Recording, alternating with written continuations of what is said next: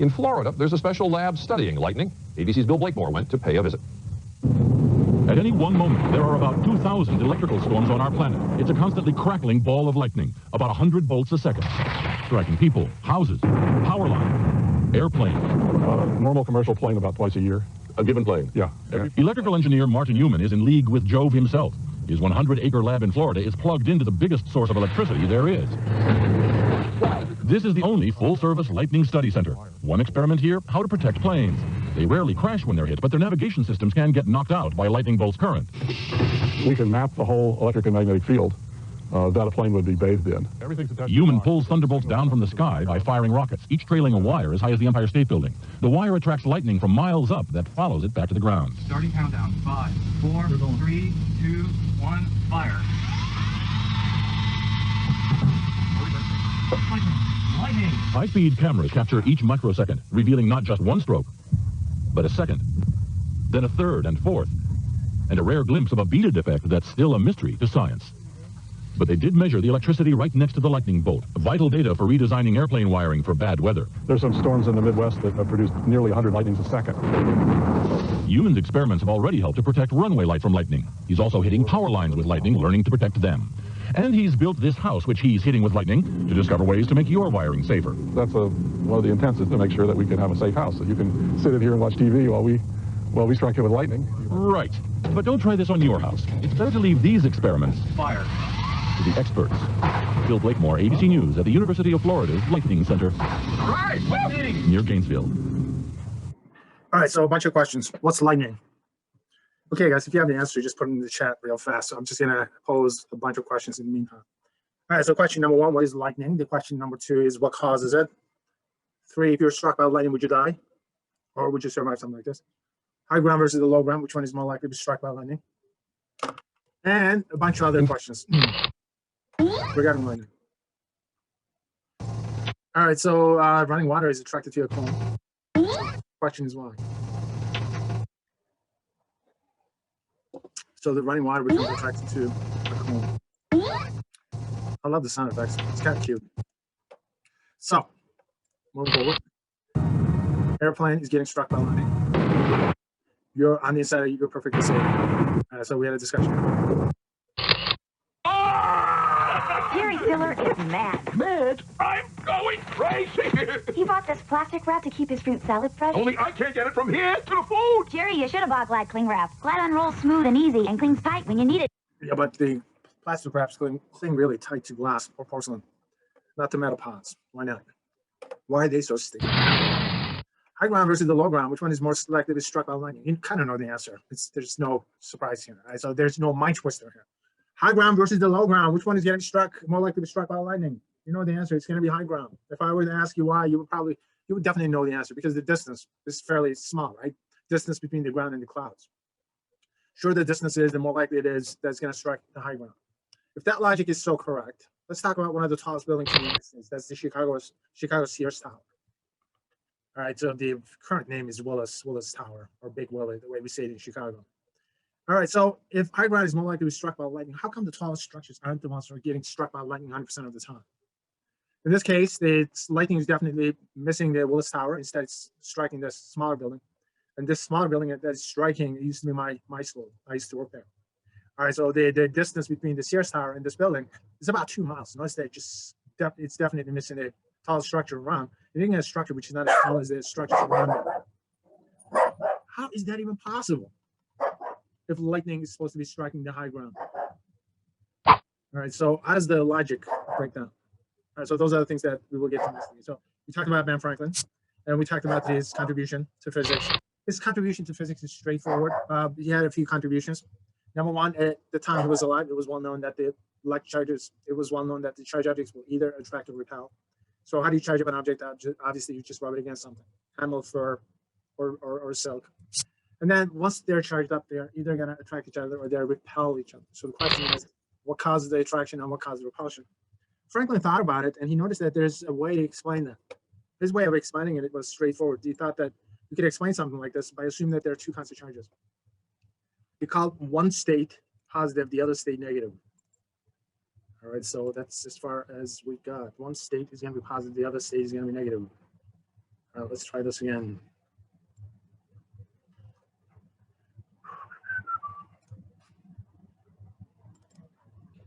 All right, so by assuming that there are two types of charges, you can explain the attraction as well as the repulsion process. I think we've already seen this, so let's move forward. All right, so he said that the like charges will repel each other. All right, so the positive charges will repel positive charges, the negative charges will repel negative charges, and unlike charges will attract each other. So the attraction is going to be caused by the unlike charges. All right, so he called one state of charge positive, the other state of charge negative. Back when he was alive, electricity was thought of in terms of a fluid. So they thought that there was an electrical fluid. So the electrical fluid would actually flow from a state of excess to the state of deficiency. So the state of excess was considered to be the positive state, and the deficient state considered to be negative. So the charges would flow, or the electrical fluid would flow from a state of positive towards the state of negative. That's the way they were thinking about it. Today we know that the charges are particles. All right, so you got the positive charges. Those are known as protons. You got the negative charges. Those are known as electrons. All right, so in nature, you will find these particles, the charges, inside atoms. Every single atom is going to have equal number of positive and negative charges. All right, so what you guys are looking at is not the first model of the atom. This is more like the second model of the atom. Okay, otherwise known as the planetary model. Rutherford, someone named Rutherford came up with it in 1906. This model, he came up with it, and then you guys will discover when we get into modern physics that this model that you guys are looking at didn't quite work out. Right? And then in 1911, a new guy came in, working for Rutherford, came up with a semi-classical model of the atom. Okay, so that's the model that you guys are looking at. It's a semi-classical model. It's almost like the planetary model. All right, so at the center, he decided to place the positive charge, and the negative charges would be swarming about the positive charge at a given distance. The way this is set up, this would represent hydrogen atom for you guys. At the center, you have the nucleus. The nucleus is usually composed of positive charge or charges. And moving about the nucleus, you will have negative charge or charges in essence. All right. So E, lowercase e, represents the unit charge. All right, unit charge will come in two flavors. One is the positive flavor, so that's a positive charge, known as the proton. And the second one is a negative charge, which is known as the electron. All right, this is known as a unit charge because this is the smallest unit charge that you can have in classical physics, not in modern physics, but classical physics. The measure value for the unit charge is this. It's very small, 10 to the minus 19. C stands for Coulombs. More about Coulomb. This is a Frenchman who had some contributions in physics. All right, the value of the unit charge was first measured here in Chicago, about 20 miles from here, University of Chicago, by someone. His name is Millikan, in 1905, and then Millikan ended up winning the Nobel Prize for it in 1923, I think. All right, so that's a big achievement. So just remember, these are just unit charges. This is the smallest unit of charge that you can have, so it's going to come in two flavors. One is going to be positive, one is negative. So you got the proton, and you got the electron. And you will find these charges within atoms. Atoms will have equal number of positive and negative charges normally. All right, so the unit charges are positive and negative charges are known as the unit charges. If the charge is positive, so it's proton. If it's negative, it's electron. So what's the experimental proof that suggests that there are only two kinds of charges? Experimental proof that suggests that there are two kinds of charges is the fact that the charge objects will either attract or repel each other. You can explain the attraction phenomena as well as the repulsion phenomena by just assuming that there are two kinds of charges. Like charges will repel and the unlike charges will attract each other. That's it. So what's a net charge? Net charge is the sum total of all charges that you can come up with. All right. So imagine that this is plastic and somehow I'm able to deposit negative charges on it. So sum total of all charges is known as the net charge. So what do we have? We got 4 negative charges. So the net charge is going to be -4. So we got 4 negative unit charges. All right. So lowercase e is going to represent the unit charge. N in this case is going to represent the total number of charges that you were looking at. In this case, it's going to be -4. In this case, it's going to be 4. E is going to be negative. And Q is going to represent the net charge. So that's going to represent the total charge in that case. All right, so speaking of the net charge, notice that I can now start depositing positive charges. We got 4 negative charges and 2 positive charges. So the net charge is going to be -2. Now it's going to be -1. Now it's going to be 0. Now it's going to be +1.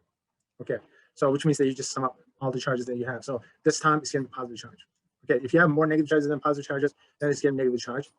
If you have equal number of positive and negative charges, it's going to be neutral. If you have more positive charges than negative charges, then obviously it's going to be positive charge. In this case, this is, so the charge is positive. All right, guys, put the answer in the chat on the side.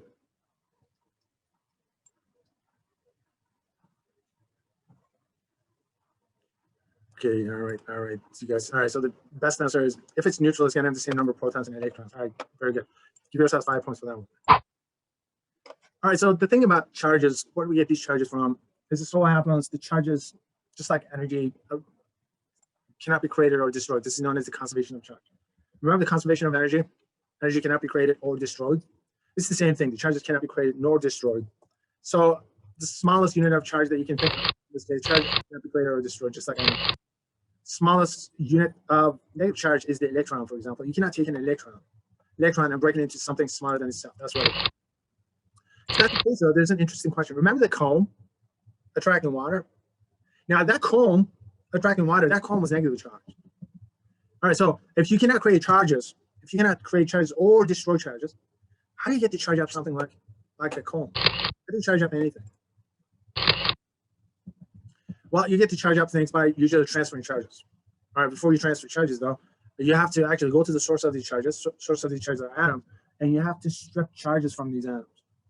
Okay, so stripping charges from atoms or liberating charges from atoms. If you want to be really, really technical, you would say liberating charges. That's known as ionization. So the process of liberating charges or stripping charges from atoms is known as ionization. The only charges that you can literally liberate from atoms are the electrons. Positive charges are given within the nucleus, so you're not going to be able to strip positive charges from atoms. Instead, you can and you will be able to strip negative charges from atoms. So stripping negative charges, electrons, from atoms in general is known as ionization. Now, there are 3 different ways you can ionize an atom. The first one is straightforward, obviously friction. You rub this material against something else, animal fur, silk, or whatever, and that, in doing so, you can just transfer electrons. You can strip electrons from somewhere, obviously. All right, that's not the only way you can liberate atoms. There's a second way of doing it. That's heat. Heat is also something that you can use in terms of liberating electrons from atoms. The third one is, depending upon the radiation, is the lights. All right, depending upon the radiation, anything over at and above ultraviolet is going to be able to ionize atoms. All right, so at least we get an idea of how friction strips electrons from atoms. So the heat, the next one is heat. How do you strip electrons using heat? Straightforward. All right, so I don't know how many of you guys like drinking coffee. I'm a huge coffee drinker. All right, so obviously I got my coffee here. I drink probably about 10 cups a day. I usually get about 6-7 hours a night. And throughout the day, I got my lecture days, I got my research days. All right, and which means that I'm quite busy. So in order to stay up, or main focus, I drink coffee. I just keep drinking coffee until 6-7 at night, or sometimes 8. All right, so for those of you guys who don't like drinking coffee, just do the following thing, okay? If you really want to become alert, if you want to wake up and become alert, what you can do is, it's straightforward. Just boil the water. Don't put coffee in it. Instead, stick your hand in it. What does that feel like? You will feel the pain. You will feel energized, guys. You're going to be all over the place. You're going to be bouncing all over the place. And that's what heat does to electrons. If you heat up the atoms, what happens, the electrons become really agitated. They start to bounce all over the place. Eventually, they will just bounce out of the atom. Something similar happens when there's light, high frequency light. When I say high frequency light, we're talking about electromagnetic radiation. When we say light, we mean the electromagnetic wave spectrum. Right? Once you hit the ultraviolet and anything above, they can actually strip electrons from atoms. That's known as ionizing radiation. It can cause cancer, something that we will discuss later on. Okay, Matthew, you're fine. All right, so ionization, let's recap this. It's stripping electrons from atoms. That's it. There are 3 ways you could do that: friction, heat, and light. Now let's just apply this to lightning. So let's go back to lightning, because the lightning is our main observation. Number 1, what's lightning? Short answer is it's an electrical discharge. What's lightning? It's an electrical discharge. That's it. Nothing complicated about it. Next question is, what is an electrical discharge? Well, electrical discharge is just the opposite of ionization process. Okay, so in ionization, what you're doing is you're stripping atoms of their electrons. And the electrical discharge is just the opposite of it, which means that you're giving these electrons back to the atoms, in essence. Okay, so that's your electrical discharge, is exactly that. So what happens during the electrical discharge? Number 1, you end up getting lightning. And now what happens? You end up getting a tremendous amount of heat. How much heat do you end up getting? I got news for you guys. Within the lightning bolt, the temperatures are higher than the temperatures at the surface of the sun. Just imagine something like that. And then obviously you get this tremendous amount of sound, the lightning, the thunder that you hear. So where do you get the light from? So that's our first question. The next question is, where do you get the sound from? How about the heat? Where do we end up getting all those from? All right. Okay. Speaking of the lightning phenomena. All right. The first thing that happens within the clouds, the charges will have to become separated. So you end up getting a charge separation within the clouds, which means that the clouds need to become ionized in essence. All right, so obviously now let's focus on the makeup of the clouds. So what are the clouds made up of? You guys, hopefully you know the answer, right? Clouds are made up of cotton, correct? What are the clouds made up of, guys? Water vapor. Alex, give yourself 5 points for that one. It's water vapor.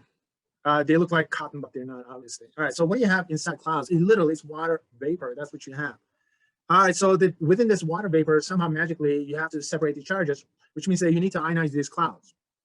You know that there are 3 ways you can ionize these clouds. One of them is friction. The second one is light. The third one is heat. So now we got to identify the process responsible for the ionization of the clouds. All right, so which process do you think is going to be responsible for ionizing the clouds? Is it the heat, is it the friction, or is it the light? Okay, just at this point, I'm not testing you, so whatever just jumps into your head, just put it in the chat, whatever you guys are thinking. What do you think is, what process is responsible, do you think, for the ionization of the clouds? So the counter said it's friction, so we'll take a look at that. So if it's friction, so the question is friction among what? So that would be the next question. Kind of give yourself 5 points for your opinion.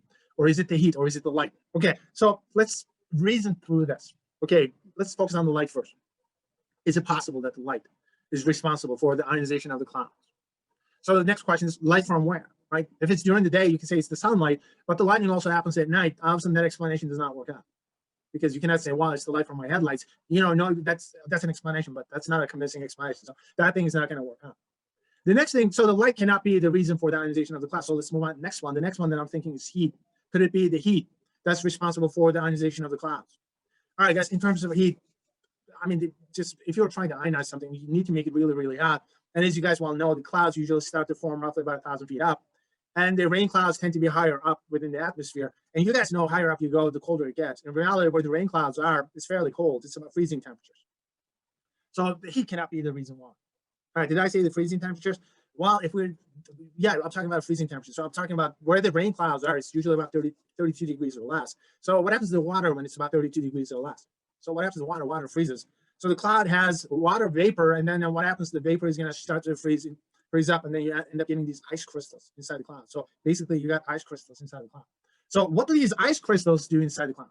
Well, it's windy in there, so the ice crystals are going to just rub up against each other, right? They go up, they come down, they go sideways. There's a lot of motion, and there's a lot of friction that goes on among these ice crystals. So all of a sudden, you realize that it's the friction that causes the separation of the charges. So, which means that the clouds will become ionized because of the friction among ice particles. Okay, now we came up with an explanation, and then something really weird happens. What happens is, notice that the positive charges rise up to the top. Okay, so this is one of the crucial things that happen. And the negative charges sink to the bottom of these clouds. 100% of the time, this is what you end up seeing.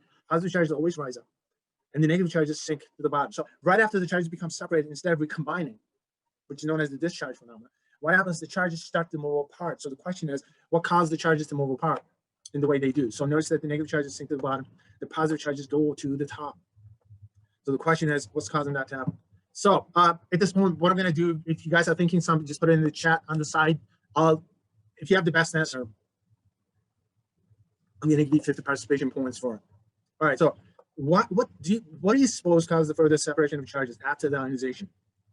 Why do you suppose the negative charges sink to the bottom, and why do you suppose the positive charges get pushed to the top of the clouds? Any ideas? I'll give you guys 50 points. Or if you have a microphone, if you want to speak, just you can also use a microphone. All right, guys, don't censor yourself. It's not a big deal. I'm not testing you right now. I just want to know what you guys think.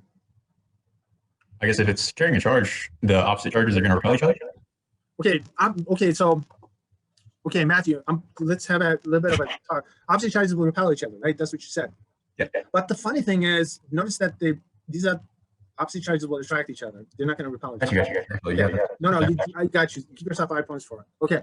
So the opposite charges should be attracting each other, right? Yet you notice that the charges become separated. So that's a really weird phenomenon that you're looking at, because the amount of attraction, electrostatic attraction, is extremely, extremely strong normally. Once you separate the charges slightly, they should just recombine because they have a very strong hold on each other.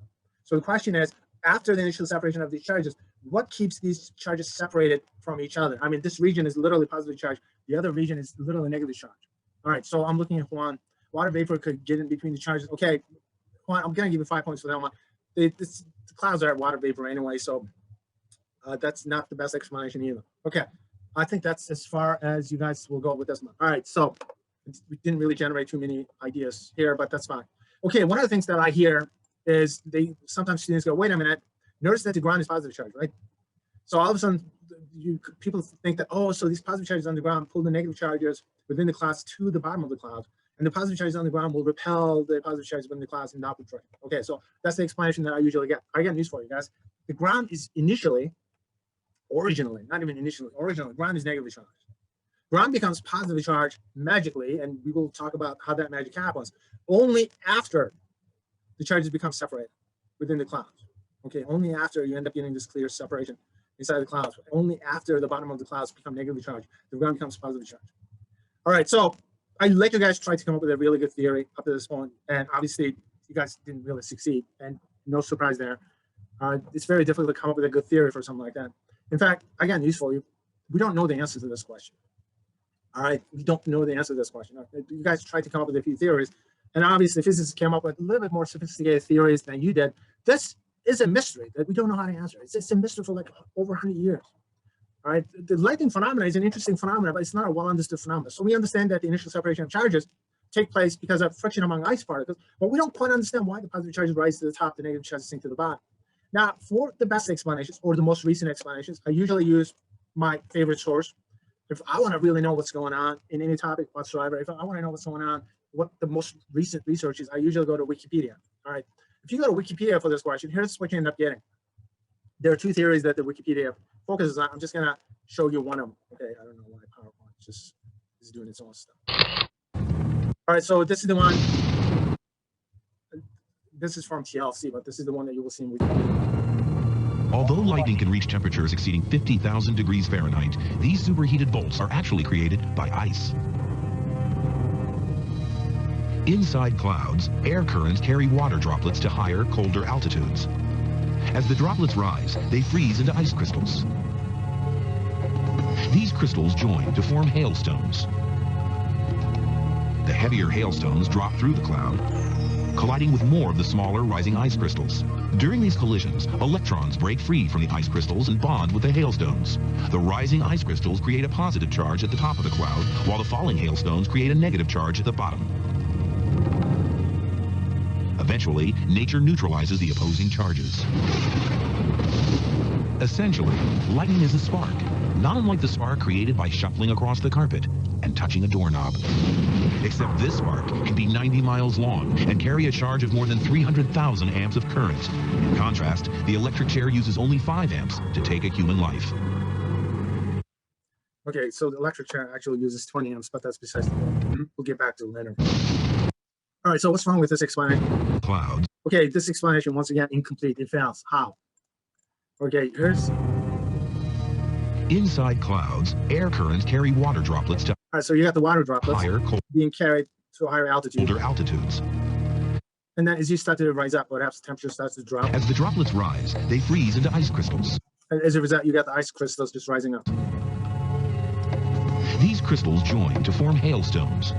All right, so when the crystals clump together, you got the hailstones. So hailstones are going to be heavier than the ice crystals, obviously, so they're going to start to drop. Heavier hailstones drop through the cloud as the ice crystals are rising up through the air currents, colliding with more of the smaller rising ice crystals. All right, so during these collisions, you end up getting a lot of friction. These collisions, electrons break free from the ice crystals. Electrons will break free from ice crystals as well as the hailstones in reality because they are chemically identical. So which one becomes positive charge and which one becomes negatively charged, it's just random. All right, so this does not really explain it. And this is where the story kind of breaks down. I looked at the original research. The original research on this one is inconclusive. And bonds. It should have been inconclusive anyway. So this is almost like a poetry contest, except nothing rhymes. Okay, this is no explanation. These two things, ice crystals and these hailstones, are chemically identical. So which one is positive charge, which one is negative charge? It's just a random phenomenon that you're looking at. And besides, if there's a lightning storm, not every single lightning storm is going to have a hailstorm. Okay, it just doesn't make any sense. Hailstones, the rising ice crystals. All right, so their explanation is, once again, it's an explanation they're trying to explain, but it does not really explain everything related to the lightning phenomenon. Create a pop. All right, so which means, okay, so the only thing we know is the initial ionization takes place because of the friction among ice particles. Further separation of the charges after the initial ionization happens for whatever the reason, for some reason that we still don't understand today. So it's still a mystery. for us. And lightning phenomena has quite a few mysteries that we will touch on and acknowledge at some point. Okay, so let's continue with the review. So what's the net charge? Net charge is the sum total of all charges that we have. Meaning of conservation of charge is the charges cannot be created or destroyed. Ionization is the stripping of atoms of their electrons, or liberating electrons from atoms. Meaning of something being positively charged means that it's got more positive charges than negative charges. Meaning of something being negatively charged, that means it's got more negative charges than the positive charges. Meaning of something being neutral means that it's got equal number of positive and negative charges. Our process responsible for the clouds to become ionized is the friction among ice particles. So what process causes the charges to become further separated inside the clouds after the initial ionization is a mystery, it's an unknown. So explain what makes a conductor and what makes an insulator. All right, so the conductors are known as conductors are so named because they're good at conducting charges. All right, so they're good at conducting charges or moving charges. Okay, so the question is, why is it that the conductors are really, really good at conducting electrons and the insulators not so much? All right, in order to get the answer, we have to look at the atomic structure of the insulators as well as the conductors, and we'll have to do a comparison, real fast comparison. Okay, so let's talk about the general atomic structure. The sort of atomic structure that we'll get to talk about is going to come from chemistry, because I think it's required for you guys to take chemistry, so it's easier to understand these concepts. So we can have the sodium atom right now. It's got 11 positive charges. It's got 11 negative charges, so net charge is going to be 0. And then this is known as the valence shell. The outermost shell is known as the valence shell. So if you could just strip this electron from this atom, notice that it's got 11 positive charges and 10 negative charges. So the net charge in this case is going to be +1. So it's known as a positive ion, or it's a positive charge atom. We can use that. All right, guys, put down your answer in the chat real fast. A, B, C, or D. All right. So when an atom loses an electron, assume that the atom was initially neutral. Obviously, it's going to be positive charge. Very good. Give yourself 5 points for that one. All right. So now take a look at the fluorine atom. Non-positive charges, non-negative charges. So if you can just drop an electron into that empty space, now it's got 10 electrons and 9 protons. All right, so now it's got an excess negative charge, so which means that it's negative charge. So it's a negative ion or it's a negative charge atom. Either way, it works. Okay. So, okay. Once again, I got the best answer.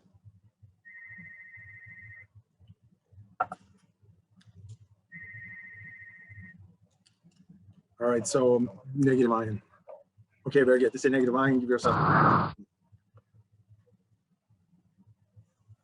All right, so pick out the best answer for question number 4.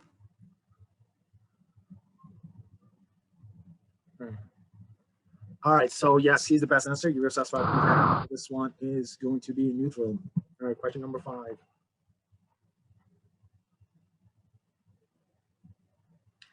All right, so what do we have for question number 5? All right, very good. A is the best answer for this one, right? All right, A is the best answer. So give yourself 5 points for that one. So conductors are good at transferring charges.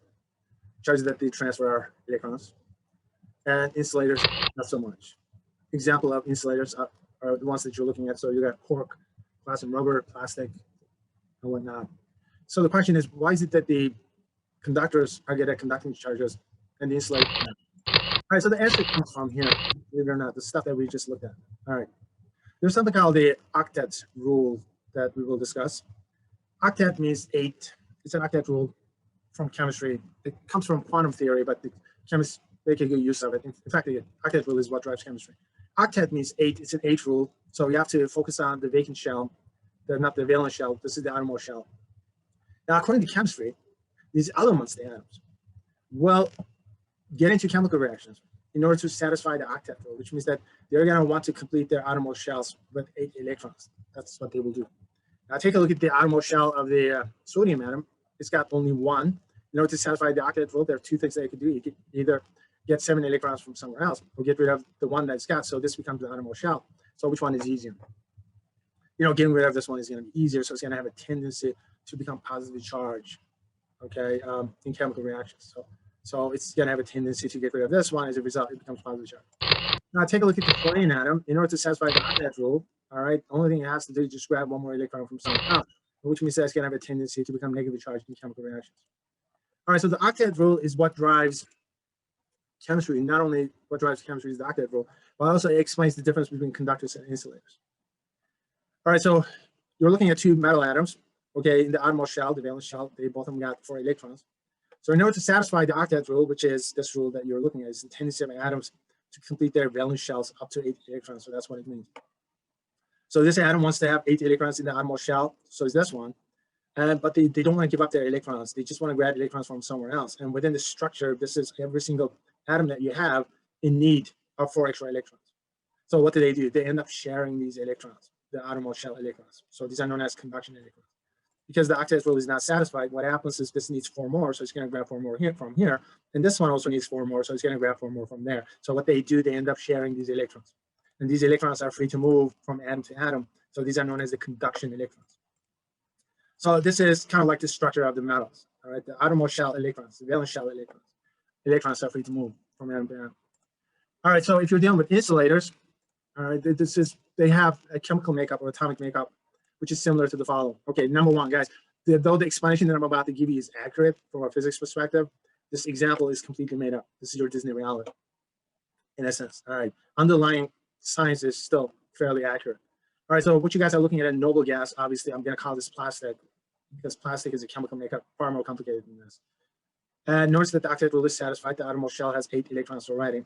So what would happen through friction if it were to drop more electrons onto this plastic? What happens is these electrons get no place to go. All right, so they're not going to be able to attach themselves to any of the atoms or molecules making up the system, so they will remain where they are. As a result, what happens, the plastic becomes negatively charged. It's just like the comb. Remember the comb, negatively charged comb? So that's exactly the same phenomenon that we are dealing with. All right, so that's a simple explanation that we will get to use from classical physics. In modern physics, it gets more complicated. But this explanation is good enough at this level, so we'll just stick with it. On an insulator, an electric charge stays where it is. But on a metal, it spreads out instantly. That is, the metal conducts electricity. On a deeper level, this is what happens. Each atom of a metal can be thought of as a positive ion with 1 or 2 loosely bound outer electrons.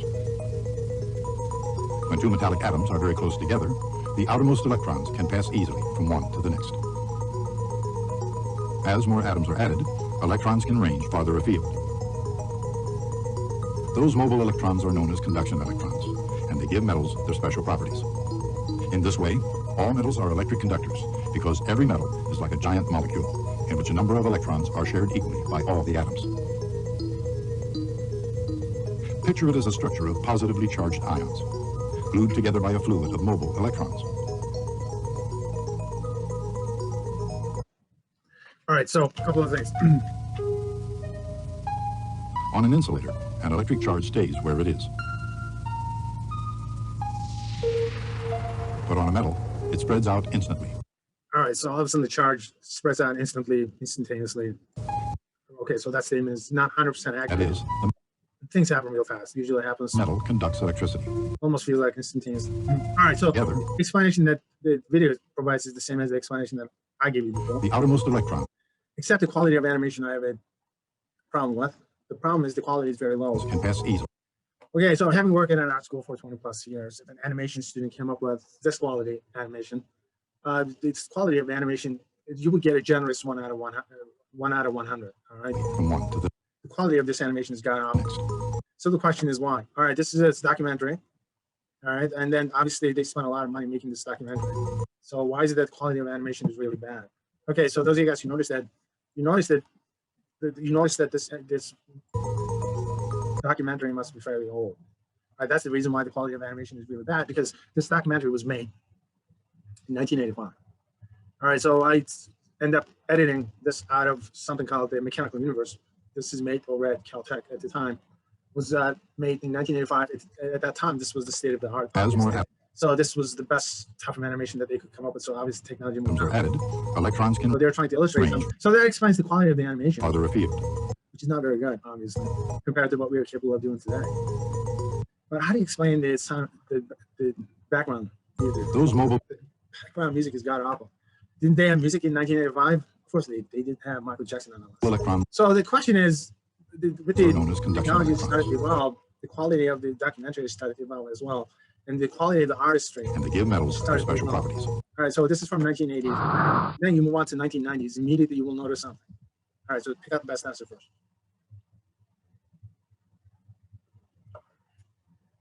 Okay, very good. The conductors, right?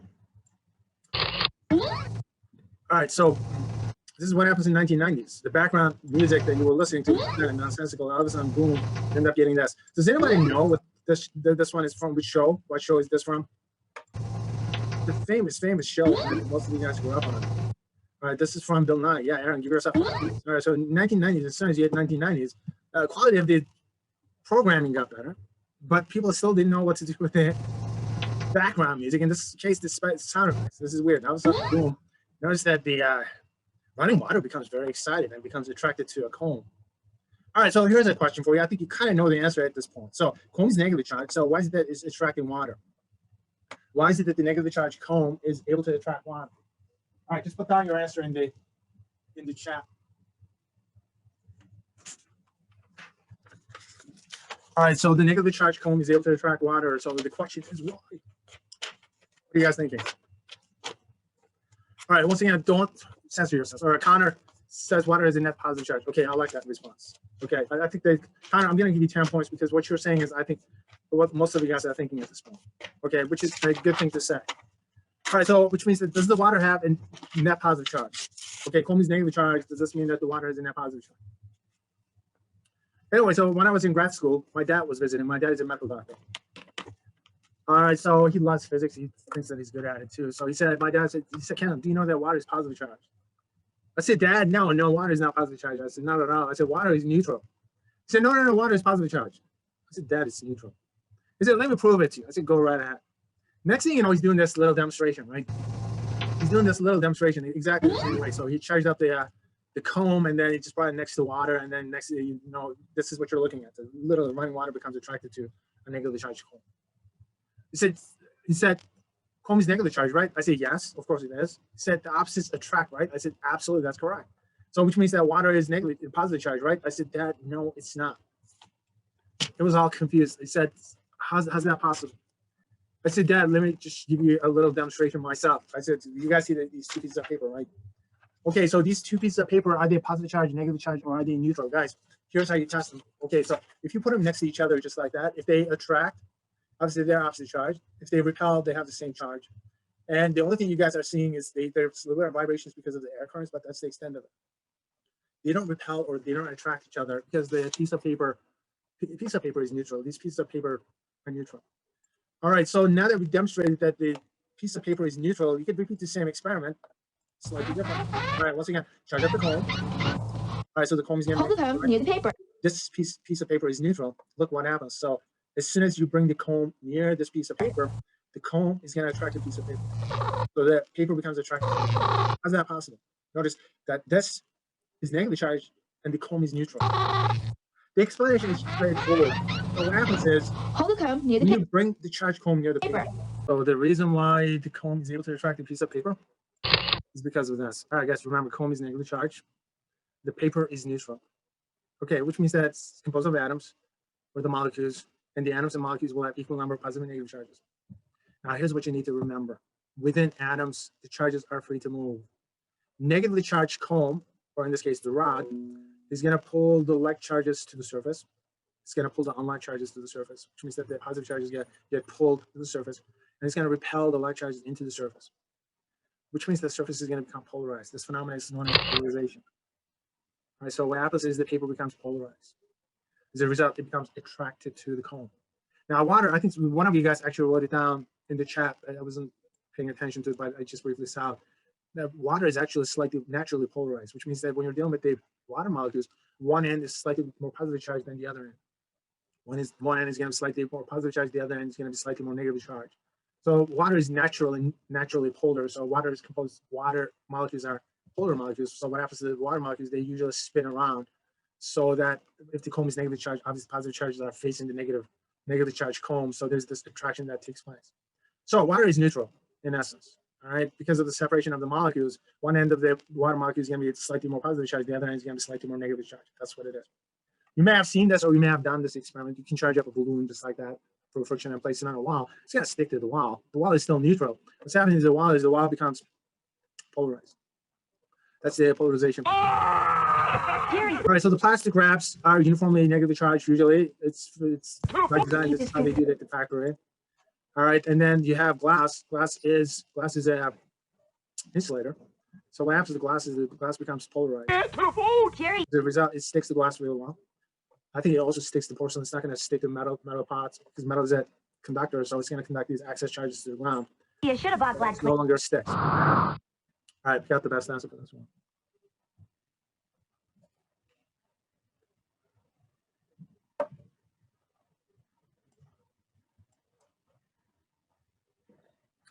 All right, so polarization is the best answer.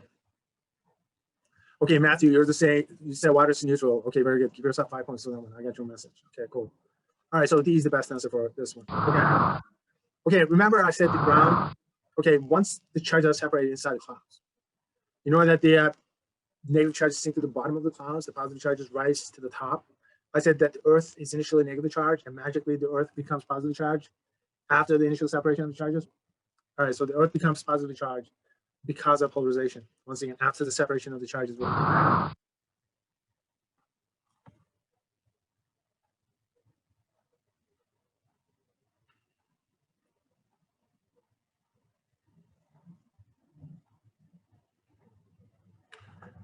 All right, so what do we have?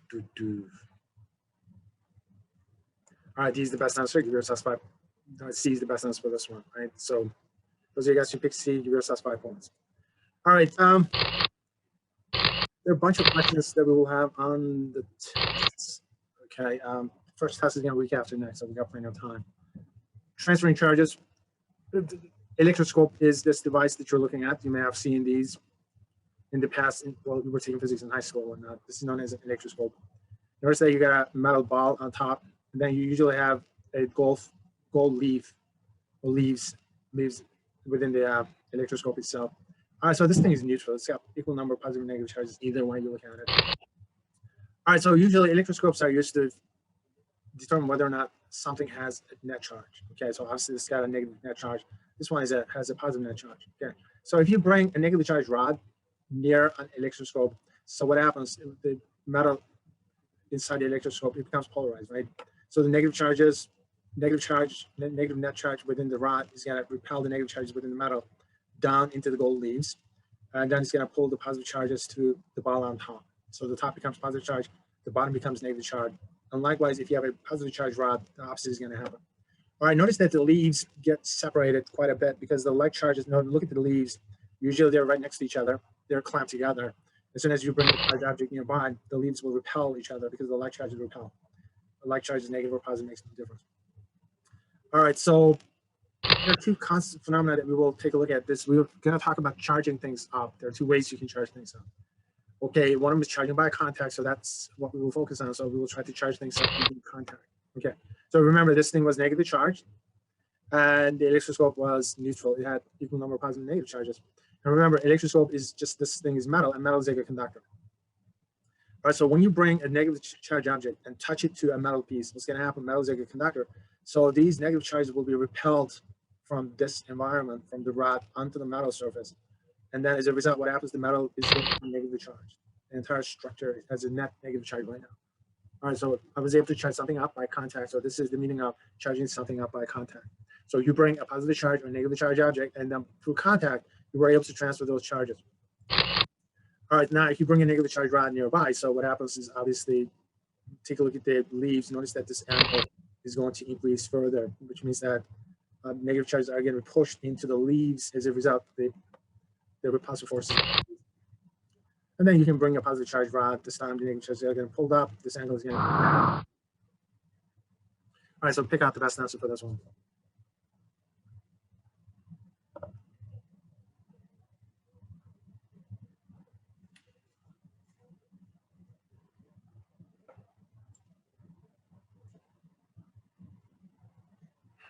Okay, very good. So you have a neutral electroscope. It's briefly touched. It's briefly touched with a positive charge glass. So glass is positive charge. So positive charge will be transferred to the electroscope. So which means that the electroscope will become positive charge. That's it. Here's the best answer. Give yourself 5 points for that one. All right, so there's a second way of charging. It's called charging by induction or 3 induction. Okay, so it's not complicated, but you have to kind of visualize this. All right, so there's not going to be any contact by the charge object in this case. So you got this metal sphere. It's insulated from anything else, so it's an insulated stand. So this is neutral, and it's going to remain neutral. Okay, so as soon as you bring a charge rod near it, in this case, it's a negatively charged rod. So what happens to the metal sphere? It becomes polarized, right? So the end near the negatively charged rod will become positively charged. The end opposing it and away from it is going to become negatively charged. So you end up getting this polarization of the charges within the metal sphere. So what would happen if I were to ground the metal sphere? All right, so let's talk about grounding, okay, just in case not everybody knows it. Grounding something means that you can just get a wire and then attach the wire to the ground, or you can have a person touching it. The person is also attached to the ground. So you have to have some kind of conducting material. It could be a person touching it. It could be some kind of a wire. Okay, so you need to have some kind of a conductor for it to happen. So which means that charges are free to go to the ground. That's the meaning of grounding something. So which means that we will ground this metal sphere. So you bring a negatively charged rod nearby. So what's happening is it's going to pull the positive charges to the surface, and it's going to repel the negative charges further away. All of a sudden, just negative charges are here, but they can go further away. They can also go to the ground, right? All right, so they can be repelled into the ground under circumstance. So given a choice, these charges are going to leave the sphere. They will go to the ground. So while you're keeping this negatively charged rod nearby, you ground it. And then as soon as you get rid of the grounding wire or the ground in general, this thing is going to remain positive charge. Because what happened is you repel the negative charges into the ground by using a negatively charged rod nearby. All right, so what happened as a result, you end up charging this up positively. And you were able to charge this up through a process called induction. So this is called charging by induction. All right, so once again, it's a straightforward process. Negative rod, positive rod, doesn't matter. So you polarize the metal sphere. And then you ground one end. So the electric charges will be forced into, in this case, the negative charges are getting forced into the ground. And then you get rid of the grounding wire. As soon as you do that, the net charge, the excess charge is going to be positive. As a result, this thing is positive.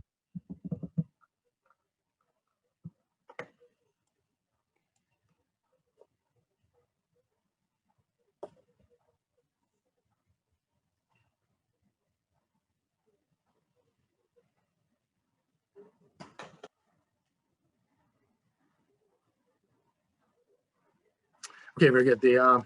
If you bring a negatively charged rod near an uncharged metal bar, all right, obviously the end, which is farthest away, is going to be negatively charged. Very good. So it sees the best. Give yourself 5 points for that one.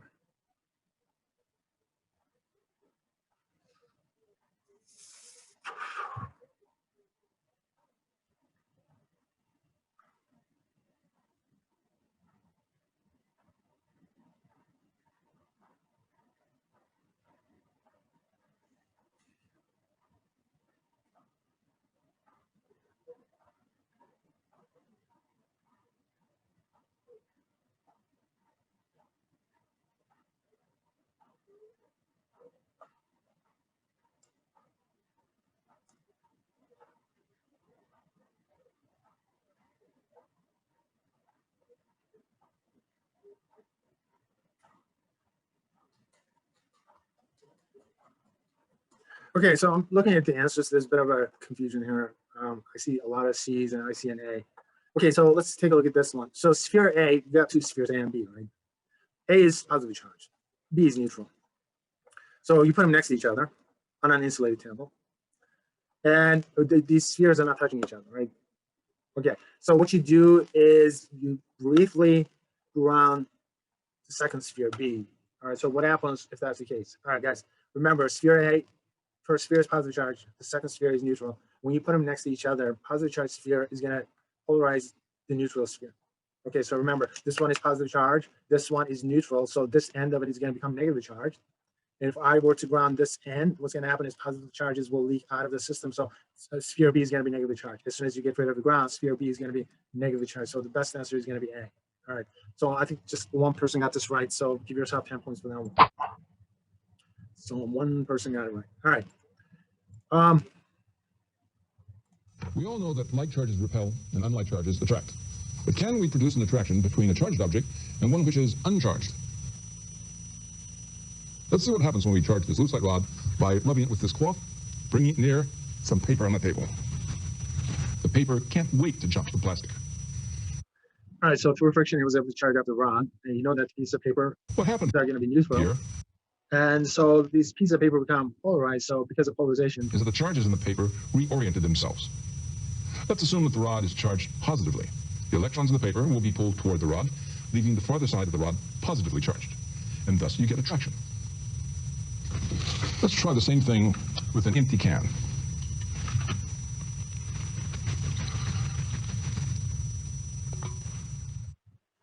once again, the can becomes polarized, obviously. So that's what we got. All right, so you can charge up the comb, and then you're going to be able to attract pieces of paper because the pieces of paper become polarized, right?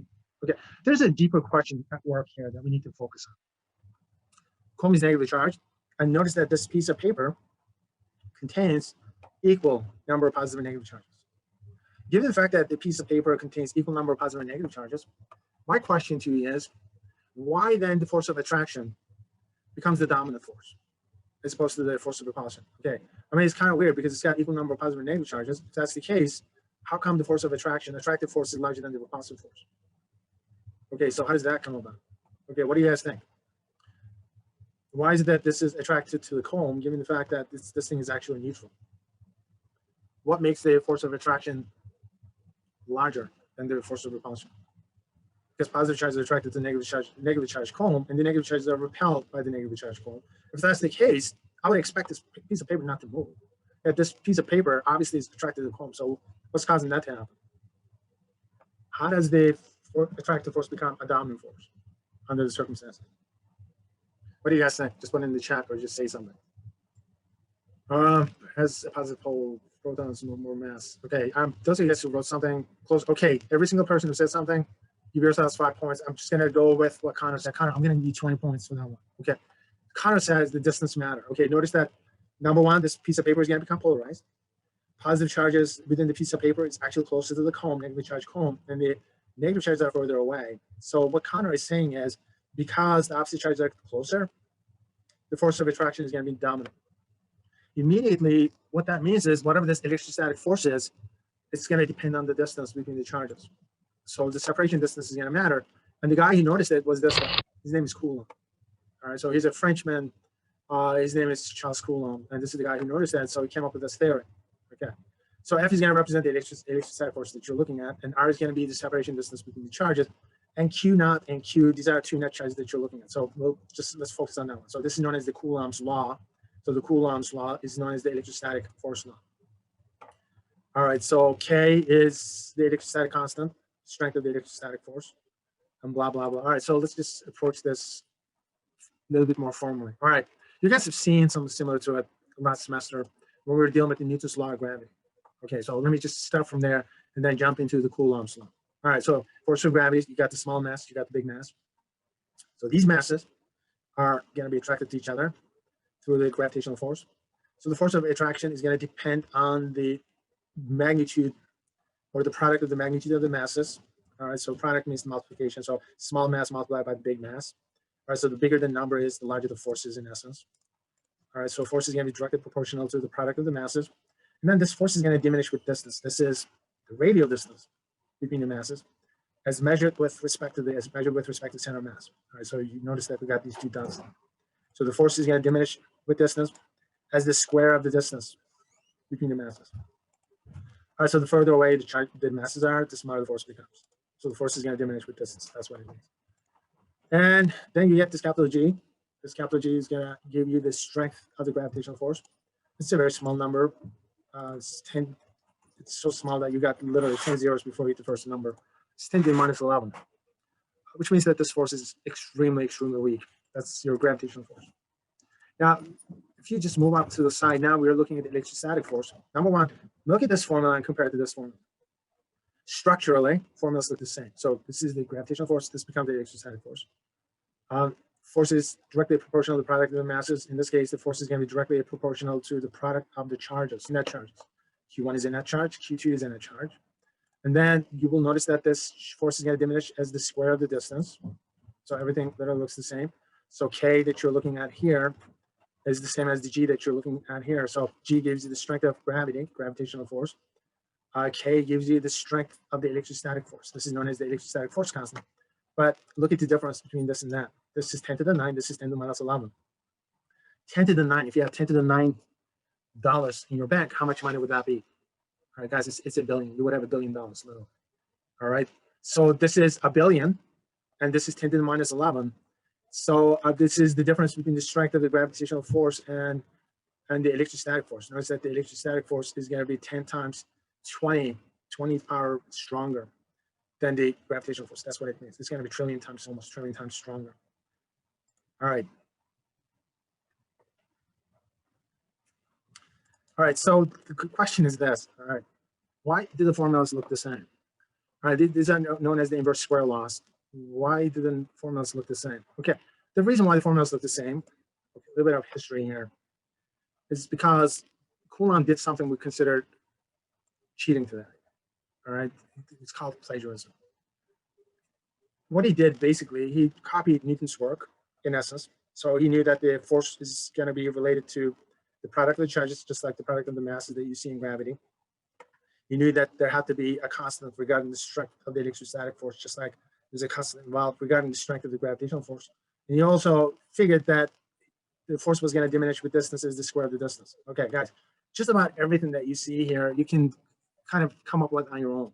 All right, you can pull this stuff out of your butt. This is not that complicated. You know that the force is going to be, the gravitational force is related to the masses, so you can kind of figure out that it's going to be related to the product of the masses. You know that there's going to be something related to the strength of gravity, but you also know that the force is going to diminish with distance. It's different saying that the force is going to diminish with distance. That's common sense. It's another thing of saying that the force is going to diminish as the square of the distance. Saying that the force is going to diminish as the square of the distance is not something that you can pull out of your butt. All right, that requires a mathematical justification. Newton had that mathematical justification because in order to solve this problem of gravity, Newton invented calculus. All right, so this square that you're looking at is not something that you can, this is not common sense. You cannot say the force is going to diminish as the square of the distance or the cube of the distance or the fourth power of the distance without justification. Coulomb had no justification. All right, because he was not able to justify that, we assume today that this guy ended up plagiarizing Newton. So why plagiarize someone? Well, you don't have to. Right? I mean, if you're going to be using somebody else's work and if you're going to build on it, and obviously you came up with a good theory, which was fine, why not give credit to the guy who actually inspired you? Okay, this square sign is an indication that Newton was already working on calculus in the background. The reason is because Coulomb is French, and obviously Newton was British, and there was a lot of hostility between Britain and France at the time. And for whatever the reason, obviously the nationalistic thing kind of kicked in. All right, so there was a bit of a plagiarism that got involved. All right, so electrostatic force, the Coulombs law. Okay, the formulas look the same. Okay, and I mean, what Coulomb did was ingenious, obviously. He was able to at least figure this out. He knew that it was going to be similar to Newton's work, but he should have given him a little bit of credit. All right, so there are distinct differences between the electrostatic force and the gravitational force. Number one, gravity is only attractive. Gravitational force is only attractive. Electrostatic force can not only be attractive, it can also be repulsive. All right. The other thing that we know is that electrostatic force, gravity is extremely weak. Electrostatic force is extremely strong. So there's some vast differences between these two forces. The other thing that I'm going to focus on is that K, electrostatic constant. All right, so in Newton's theory, you just have G, and that's it. This K is a little bit cumbersome. Okay, so this gives you the strength of the electrostatic force. And this is literally 9 billion Newton meters squared per Coulomb squared, whatever. So this is 9 billion that you're looking at. This huge number. And this huge number can be expressed in terms of a different constant that you guys are looking at, epsilon naught. Okay, this is the notation that I use. If you're looking at the physics books, and I recommend that you do have a physics book. And I want you to purchase one, but you need it because you guys are majoring in engineering or positive physics. You will need to have some kind of a reference book. In every single reference book or physics book, instead of using K, they end up using 1 over 4 pi epsilon naught. So the electrostatic constant is indicated using a different constant. This is known as the space permittivity constant, the one that you're looking at. All right, now this is a trillion. This thing is very small, 8.85 times 10 minus 12. So the question is, what does this number represent? Space permittivity constant.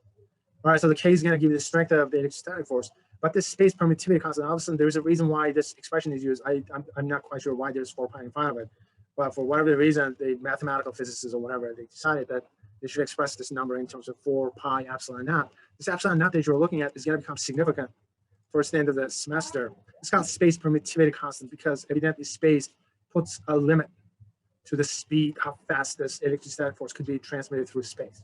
So which means that the electrostatic force is not an instantaneous force. All right, so there's this limit to how fast that it can travel, as we will find out that the electrostatic force cannot travel faster than the speed of light. So the similarity is obvious between these two forces. Formulas look the same. Both of them are known as the inverse square laws, which means that the force is going to diminish with the distance as the square of the distance. All right, except that's as far as the similarities go. Gravity is only attractive in classical physics. In modern physics, not so. And obviously, the electrostatic force is much, much stronger than the gravitational force. Electrostatic force can be attractive as well as repulsive. So those are the main differences. Okay, so one of the things that we will get to do that you guys have to keep track of is what happens to the hydrogen atom. Okay, so this is something that you will have to keep track of carefully. Hydrogen atom is going to go through an evolution. It's going to start to evolve. Here's the first model of the hydrogen atom. All right, this is known as the semi-classical model or Bohr's atomic model.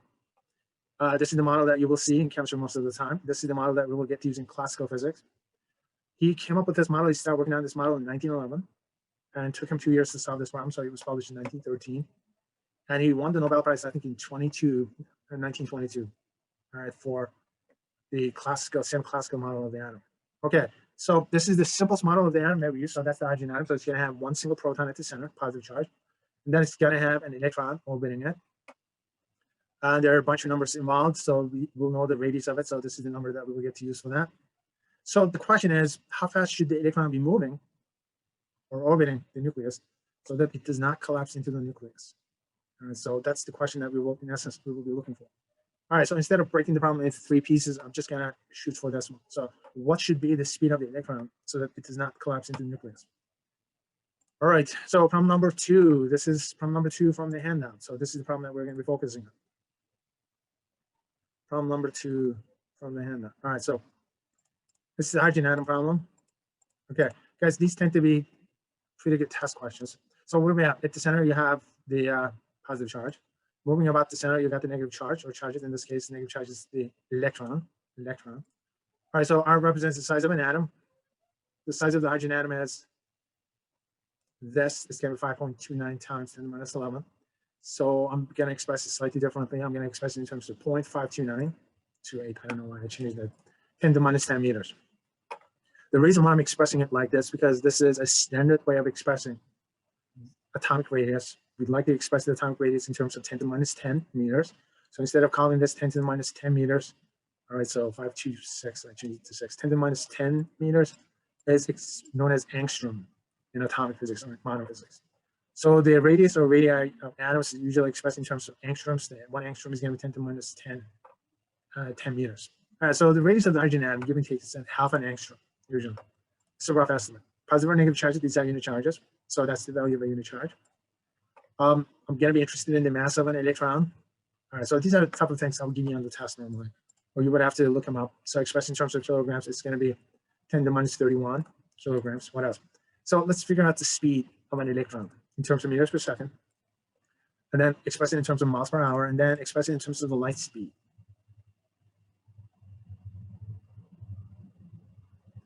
Okay, so how do we solve a problem like this? Okay, and one of the things that you will notice, we will probably have to do a little bit of a review of some of the important concepts from Physics 1. Physics is a discipline that builds on itself. Okay, so one of the concepts that we covered last semester are the concepts that we will build on, in essence. Okay, so for us to be able to solve a problem like this, obviously you're interested in the speed. Okay, and my way of solving problems, usually I'd like to go after the unknown as aggressively as possible. Okay, problem solving, it's a personal thing. It's like playing video games. You develop your own style through practice. Okay. My way of doing it is, my unknown is V. I'm just going to go after the speed. So how do you go after the speed? What is it that you do? You need to find something that's going to have speed in it. Normally, I look at the situation, and this is one of the reasons why you have to kind of draw things out. You have to look at things visually while you can, because in modern physics, a lot of 99.9% of the time, you cannot visualize what you're dealing with. It becomes very mathematical. Classical physics is kind of neat because you have these visual models that you can explore. As far as the classical physics is concerned, what's happening is the electron is orbiting the proton. So it's got some kind of a speed. So the question is, what is the speed? All right, so I'll look at what the electron is doing. The electron is orbiting the nucleus. So this is circular motion. All right, and because it's circular motion, which means that there's going to be a centripetal force involved. All right, so circular motion, means there's going to be a centripetal force involved. Okay, a lot of you guys, if you haven't taken physics with me, obviously, you guys don't quite get the concepts. The centripetal force means any force which is directed towards the center of a circle. Any force along the radial direction is known as a centripetal force. Any force which is along the direction of the radius is known as a centripetal force. In this case, the force which is directed along the direction, directed towards the center, is going to be the electrostatic force. So this negative charge is going to attract the positive charge through the electrostatic force. Okay? So this is the only force between these two charges. So which means that the electrostatic force becomes your centripetal force in this case.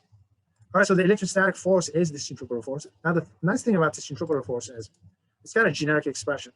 All right, every single centripetal force can be represented using this formula, which means that it's got a generic expression. All right, so this should be R, not R squared. I'm going to go back and make a correction or something. Okay, so the centripetal force is the same as the electrostatic force in this case. So this shouldn't be a square, so I'll make sure that I get rid of it there. All right, so the electrostatic force and centripetal force are the same. So what we will do is just solve it for V. Semicolon V means just isolate V in this case. All right, so you got R squared, you got R. Obviously, there's going to be a cancellation between square and R, so that's going to go away. All right, so I'm going to isolate V. Okay, so I'm going to take the square root of both sides. And then now the next step is now plug the numbers in. Okay, and all right, so in terms of the numbers, here's the unit for K is something we need. So that's the strength of the electrostatic force. All right, so these are our unit charges. All right, so here's the electrostatic force formula. Okay, what am I doing? Just go down, all the way down. Okay. Now there's going to be a slight problem. The problem is this, guys. Now, when you go forward, okay, so when you plug the numbers in for the unit charge, what's going to happen under the radical? All right, so you got a number for E, and then you got the same number for negative. K is the strength of the electrostatic force. M is the mass of the electron. R is the radius of the hydrogen atom. Notice that under the radical, you end up getting a negative sign. Okay, so under the square root, you end up getting a negative number. Okay, that's a problem. If you have a negative number, you're not going to be able to solve this problem. What's available to you? Okay, so if you're a little bit more advanced in mathematics, you know you're going to end up getting an imaginary number. That's the only way you can solve that problem. Okay, so in classical physics, obviously now we got problems. You don't want to have a negative number under the radical. You don't want to have a negative number inside the square root. It's kind of the question. All right, so which means that using classical physics, you cannot solve this problem unless you can actually do something about it. Okay, in reality, what's happening is if you end up getting a negative number under the radical, under the square root, that happens because of your lack of understanding of the formula. Okay, guys, this formula that you're looking at gives you the magnitude of the force, not the direction. Magnitude of the force, which means that the sign does not matter. Okay, so because you don't want to, having a negative magnitude does not mean anything in terms of the force. So like having negative time, what does it mean? It doesn't mean anything. Having a negative magnitude does not mean anything. The magnitude is how small or how big something is. So which means that whenever you get a number, it's best to come up with a number that's going to be positive. So how do you ensure that the number is going to be positive? You ensure that the number is going to be positive by taking the absolute values of these charges. So that's what you need to do. So this formula that you guys are looking at is going to give you the magnitude, not the direction, magnitude. So which means that you have to make sure that this, whatever you get, is always going to be positive. The charges could be positive or negative. So which means that you have to take the absolute values of those charges. That's what you need to do. All right, so notice that I'm taking the absolute values of the charges. So a positive charge is positive, negative charge becomes positive charge. Now you have E times E, so it's going to be E squared. And obviously you can pull out the E squared. Let me check to see if I care to do that. It doesn't matter. Okay, so at this point, I plug the numbers in, so I end up getting a number in terms of the metric units. So this is going to give you the speed of an electron, so it's going to be about 2 million meters per second. Converted to miles per hour, it's going to give you roughly about 5 million miles per hour, so it's a wiggle is 5 million miles per hour. So electron is moving about the nucleus, half an angstrom away from the nucleus, roughly at 5 million miles per hour. Guys, it's way faster than a photon. 5 million miles per hour. That's fairly fast. We're not done yet. All right, so let's express it in terms of the speed of light. All right, so light speed, 1c, is 300 million meters per second. So when expressed in terms of the light speed, this thing is going to be moving a very small fraction of the light speed. All right, it's less than 1% of the light speed. All right, so this is the atom that you guys are used to. This is the atom that we will get to use in classical physics. All right, so now a bunch of questions. This electron has to travel about 5 million miles per hour around the nucleus, half an angstrom away from the nucleus, so that it's not collapsing into the nucleus. That's 5 million miles per hour. All right, so a bunch of questions that you probably never even thought of. How does the electron know how fast it needs to go in order to remain in orbit? These are exact numbers, guys. It's about 5 million miles per hour. How does the electron know that it's half an angstrom away? Why not any closer? Why not any further away? Every single hydrogen atom is identical to every other hydrogen atom in the universe, guys. And every single hydrogen atom, the electron is moving at 5 million miles per hour, half an angstrom away from the nucleus. How does the electron know where these orbitals are? How do they know how fast they need to go? How do they get up to that speed if they're not moving at that speed? How do they slow down to that speed if they're moving faster than that speed? How does the magic happen so that the hydrogen atom is formed? Hydrogen atom fuses, it turns into helium, so that what drives the sun. As a result, obviously, we have life here on Earth, magically, speaking of magic. So how does the magic happen? All right, so how does the electron know how fast it needs to go in order to stay inside the hydrogen atom? How does it get up to that speed? How does it slow down to that speed? How does it know where this orbital is? So it just clicks into that orbital. It snaps into this orbital and it starts moving exactly at the right speed. Okay, so what does that mean, guys? What that means is, okay, so I see a comment. Okay, it has a tendency to stay at the distance and the speed, question mark. All right, Matthew, you could try to give yourself iPhones. That explanation does not really work. Well, what I'm getting at is, no, that's a good try. That sort of explanation doesn't work. What I'm getting at is things are magical. And speaking of magical, notice that the classical physics doesn't really, it falls short in explaining this sort of stuff. Because given the fact that every single hydrogen atom is identical, and it really doesn't explain it. So how would the electron know how fast to go? I don't know. All right. How would it speed up to that speed? How does it slow down to that speed? So notice that the theory does not explain a billion things. So which means that more than likely, upon closer investigation, this theory is going to fall apart, which it did, by the way. All right. So this theory didn't really work when they tried to generalize it onto bigger atoms. And then as a result, the quantum theory was born. Out of that struggle, the quantum theory was born. But the theory is it's gonna do wonders for us, all right, in terms of engineering. All right, if you don't really question everything and if you're perfectly fine with the way things are, the theory is gonna work just fine. It's gonna explain electricity, it's gonna explain magnetism. And from an classical physics perspective, it's gonna do a lot, but we're not gonna be able to understand too much physics. The nature of the atom is not gonna be well understood using these classical models. All right, so the hydrogen atom problem. All right, so the force, obviously, electrostatic force gets transmitted to the pieces of paper when the column is negatively charged. So the question is, how does the magic happen? How do you transmit the force without these charges touching each other?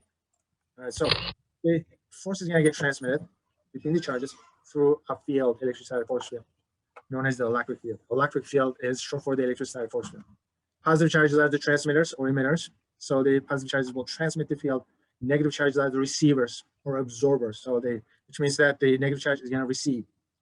All right, so this is a transmitter, acts like a radio station, and receiver acts like a radio receiver in a sense. Or it's almost like the communication between two cell phones. One I'm going to transmit the message, the other one is going to receive the message, and vice versa. So that's what happens. So positive charges are the transmitters, the negative charges are the receivers in that picture. All right, so positive charge is going to transmit the electric field, so he's the electric field. Negative charge will receive the electric field. All right, so that's it. So positive charge will transmit, the negative charge will receive. Notice that every single electric field line created by the positive charge is going to be received by the negative charge. Okay, if the charges have equal magnitude. So that's how the charges will get to communicate. All right, so also notice that you got two positive charges, both of them are emitters or transmitters. All right, so the electric field lines will get pushed up against each other. Notice that it's going to end up causing repulsion between the charges.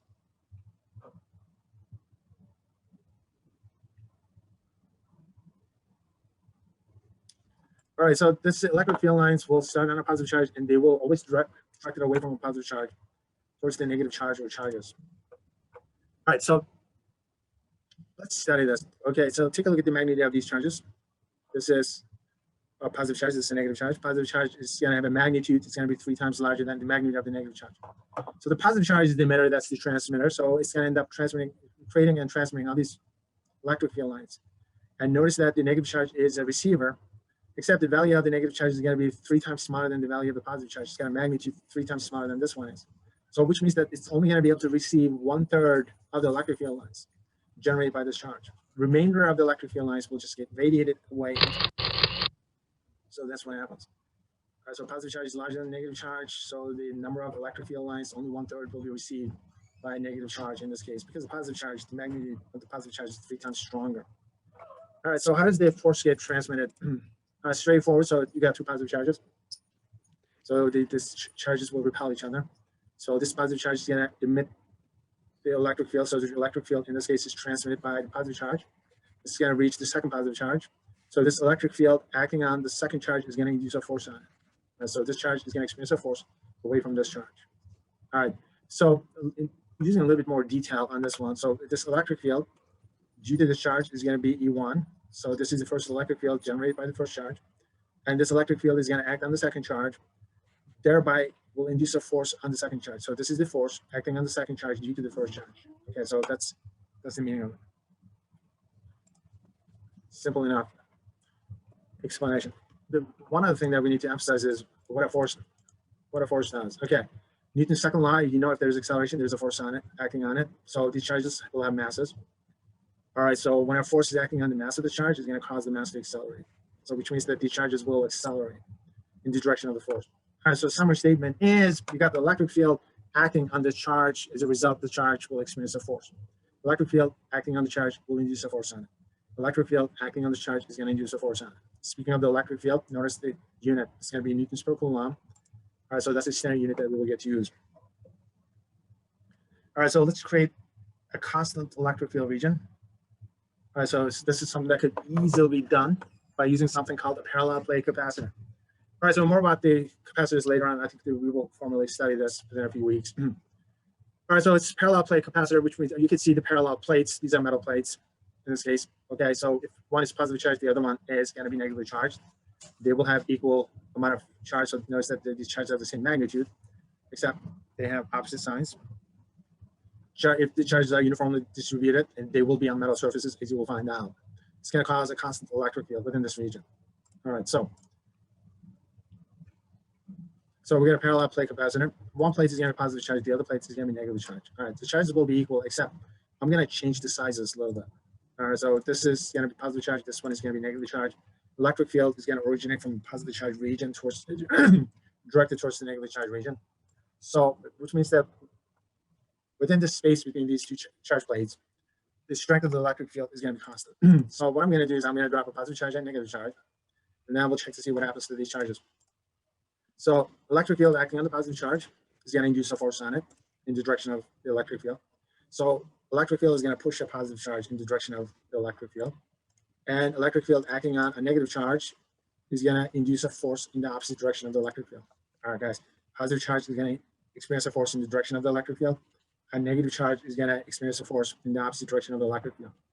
Positive charge is going to experience a force in the direction of the electric field, therefore accelerate in the direction of the electric field. Negative charge will experience a force in the opposite direction of the electric field, therefore accelerate in the opposite direction of the electric field. All right, so now let's place a neutral atom within this region. Notice that within this region, I didn't extend the negatively charged plate all the way down here, so there's no negative plate here, negatively charged plate here. All right, so what happens to the atom under the influence of the charged plate? So what's going to happen is the positive charged plate is going to apply an electric field on the atom.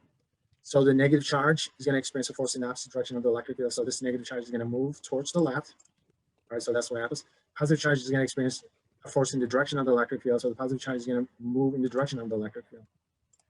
All right, and so what happens is the atom is going to become polarized. Okay, so we're not done yet. So notice that the negative charge is going to it's closer to the positive charge plate, the source of the field. So the force of attraction is going to be larger than the force of repulsion.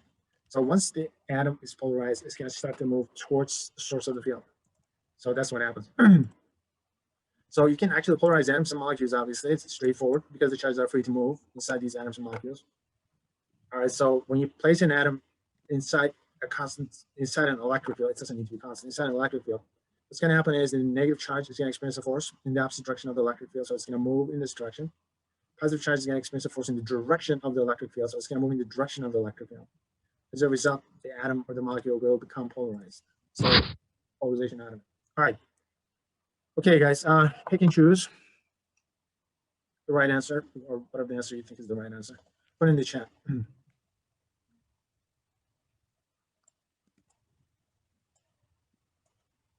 Okay, very good. So the electric field lines will originate from positive charges and end on negative charges. Very good. A is the best answer. Give yourselves 5 points for that one. That's good. All right, so move on to the next one.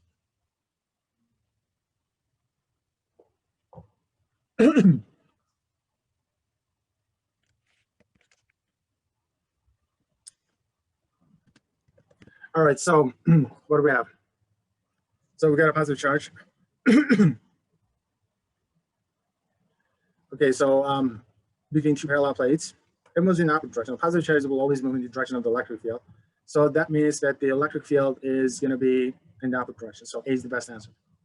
All right, so yeah, positive charges will always move in the direction of the electric field, so it's going to be in the opposite direction. All right, so those of you guys who picked this, give yourself 5 points.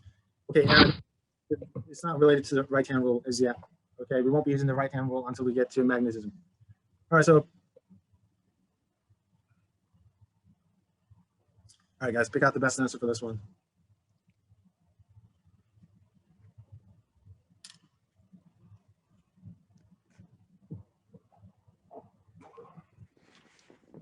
All right, so I'm looking at the answers. Okay, so what do we have here? So once again, it's got two parallel plates. Electric field is opposite, right? So if you have a negative charge, the negative charge is going to experience a force in the opposite direction of the electric field. So which means that it has to experience a force in the downward direction.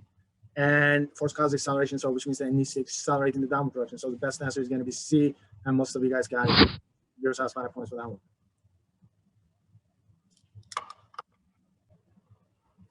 All right. So positive charge interacting with an electric field. Number one, it's going to experience a force.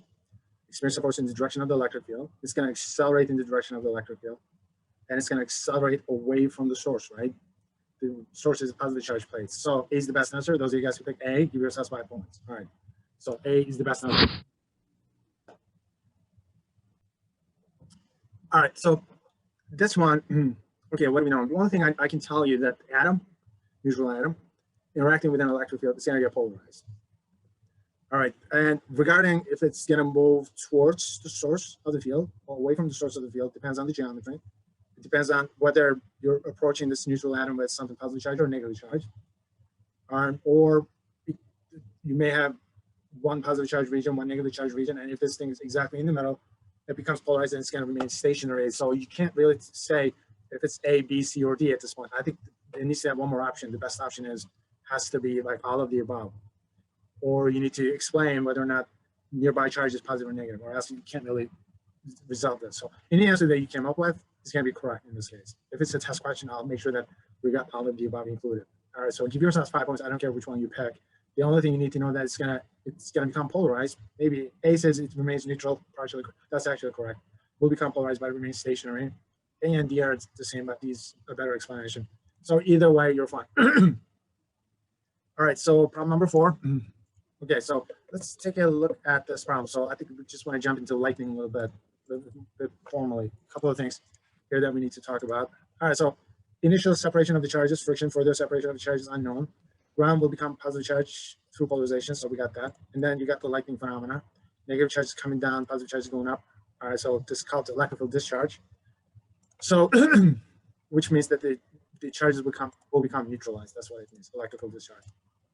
So according to, I got this from a book, obviously. The books are good. They're reference books. Today, they're kind of useless because you can find just about anything you want online. There are a lot of good videos available. And also, the reference numbers, you can find them from Wikipedia. That's what I usually use. All right, according to this book, and this statement is a suspect, as you will find out. It says that the lightning usually occurs when the electric field strength value is about 3 million. All right, so when the strength of the electric field is 3 million, it's in the upward direction, so that's when the lightning is going to happen. All right, so a couple of things to notice. Number one, the ground becomes polarized, so it starts to pull positive charges to the surface, and the electric field points away from positive towards the negative, so it's going to point towards the clouds. All right, so we will take a look at a single electron. Okay, so I'm just going to grab an electron near the cloud. Okay, and then we'll take a look at the amount of force acting on this electron, so that the electric field acting on it is going to induce a force on it in the downward direction. And as a result of this force, okay, so what happens? All right, so electric field acting on it is going to induce a force in the downward direction. And because electrons got mass, force acting on the mass is going to cause it to accelerate. So figure out the force, electrostatic force, and then figure out the acceleration. And then let's pretend that the distance between the clouds and the ground is 2 miles. Okay, so here's the distance, 2 miles. So what will be the speed of this charge by the time it reaches the ground?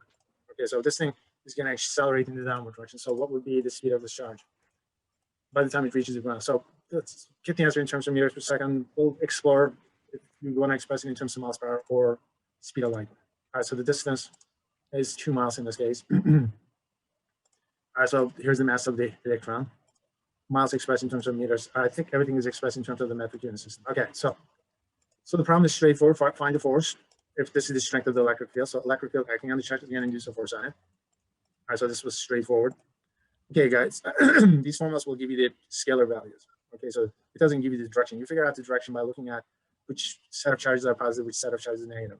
All right, so this meant to give you, this formula is meant to give you the scalar value. All right, so here's the magnitude of the charge, positive or negative. Here's the strength of the electric field. So the force expressed in terms of newtons. It's a meaningless number right now. I wouldn't know what to do with this number because I don't have any reference points. It's too small of a number. Okay, so let's figure out the acceleration of a single charge electron. All right, so the acceleration of this electron is going to be a huge number. So you got the force acting on it. The acceleration is going to 10 to the 17 meters per second squared. So that's a big number. Once again, this number is way too big. I wouldn't know what to do with it, but I would probably know what to do with the speed of the electron. So let's try to figure out the speed of this charge. Okay, so by assuming that the strength of the electric field is constant, so which means that force is going to be constant, that means that the acceleration is going to be constant. This allows us to use the kinematics equations from physics 1. All right, there's a lot of assumptions involved in it. Okay, so assuming if the electric field is constant, force acting on the charge is going to be constant. The acceleration is going to be constant. If that's the case, you can figure out the speed. Okay, so instead of using x, okay, every time you see x, substitute y. All right, so we'll modify the formula, and then we will have to use the givens, right? So what is it that we know? So there's a force acting on this charge. If the electric field is constant, force is going to be constant. Acceleration is going to be constant. So which means that this charge is going to go from 0 to some value. So the question is, what is the speed at that point? All right, so we know the acceleration, we know the distance, we know the initial speed, so it makes sense to use this formula. That's the only formula that makes sense to use. All right, symbolically, let's isolate the final speed, get rid of the initial speed, that's 0. Get rid of the square by taking the square root of both sides. Plug the numbers in. And bum, bum, bum, it's going to give us a number, boom. In terms of meters per second, it's 10 to the 10. All right, so I don't know what to do with this number. Expressing this number in terms of miles per hour is not going to help either. This would be about 15 times 10 to the 10 miles per hour. I can't relate to that speed. So it's best to express this number in terms of light speed. So when you express it in terms of light speed, so one light speed is going to be 300 million meters per second, right? So get rid of the like units. It's going to give you a number which is 195 times the speed of light. It's almost 200 times the speed of light. So what does it mean? Is it possible that the electrons are moving like 200 times the light speed? Is that the reason why we end up getting light? What do you guys think? Let's have a discussion. Get back to it next week.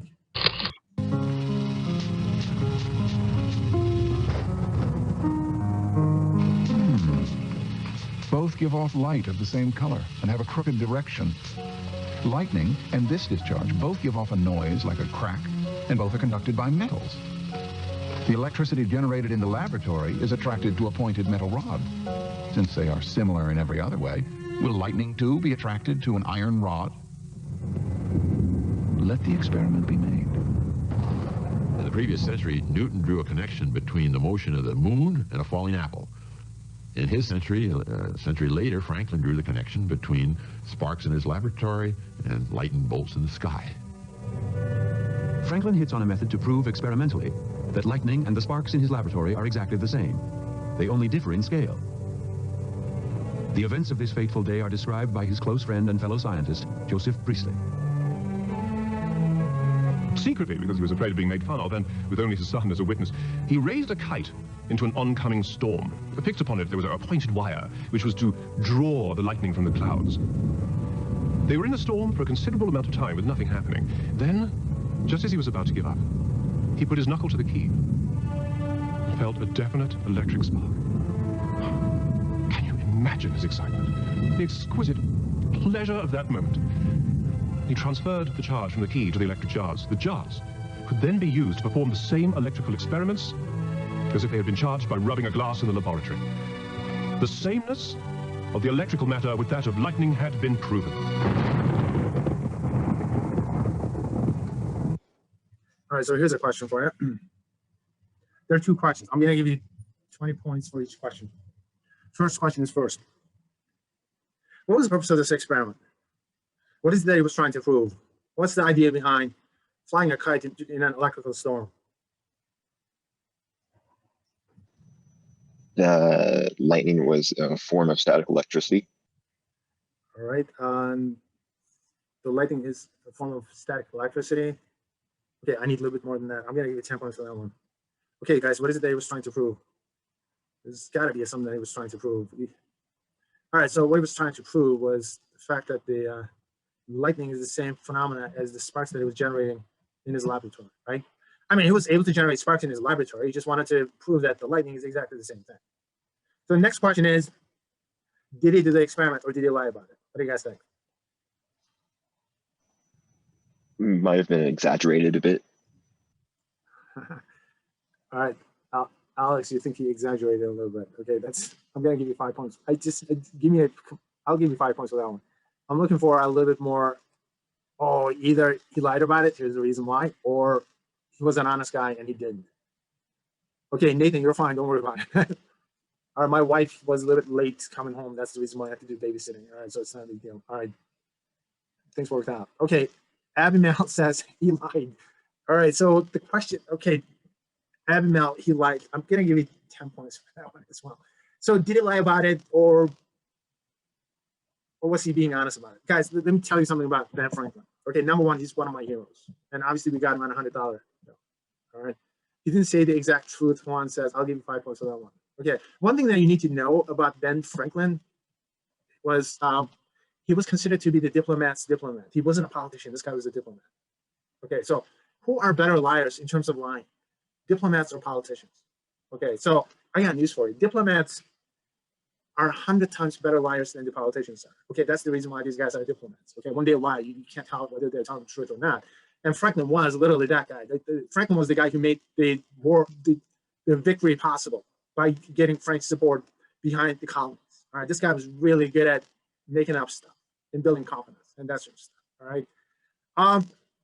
By looking at it, he could tell that the sparks that he was generating in the laboratory is the same as lightning. So this guy wasn't crazy enough to go out and try it. I mean, you wouldn't take a kite and then fly it during an electrical storm and get shot, and he knew potentially he could get himself killed. So that's kind of out of the question. All right. In fact, when Mythbusters tried it on a smaller scale, they discovered that if Franklin did this experiment, he would not have survived it. According to the legend, instead of he himself trying it, supposedly he had his son try it. And we talked about his son. He remained loyalist. He became the governor of New Jersey eventually.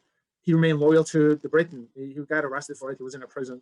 And then after the war, he decided to go to England and he decided to remain there. Franklin and his son did not speak to each other for the rest of their lives.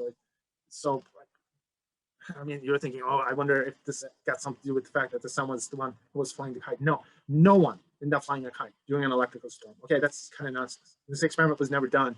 Franklin said he'd done it, and he created the impression that this was something which was done.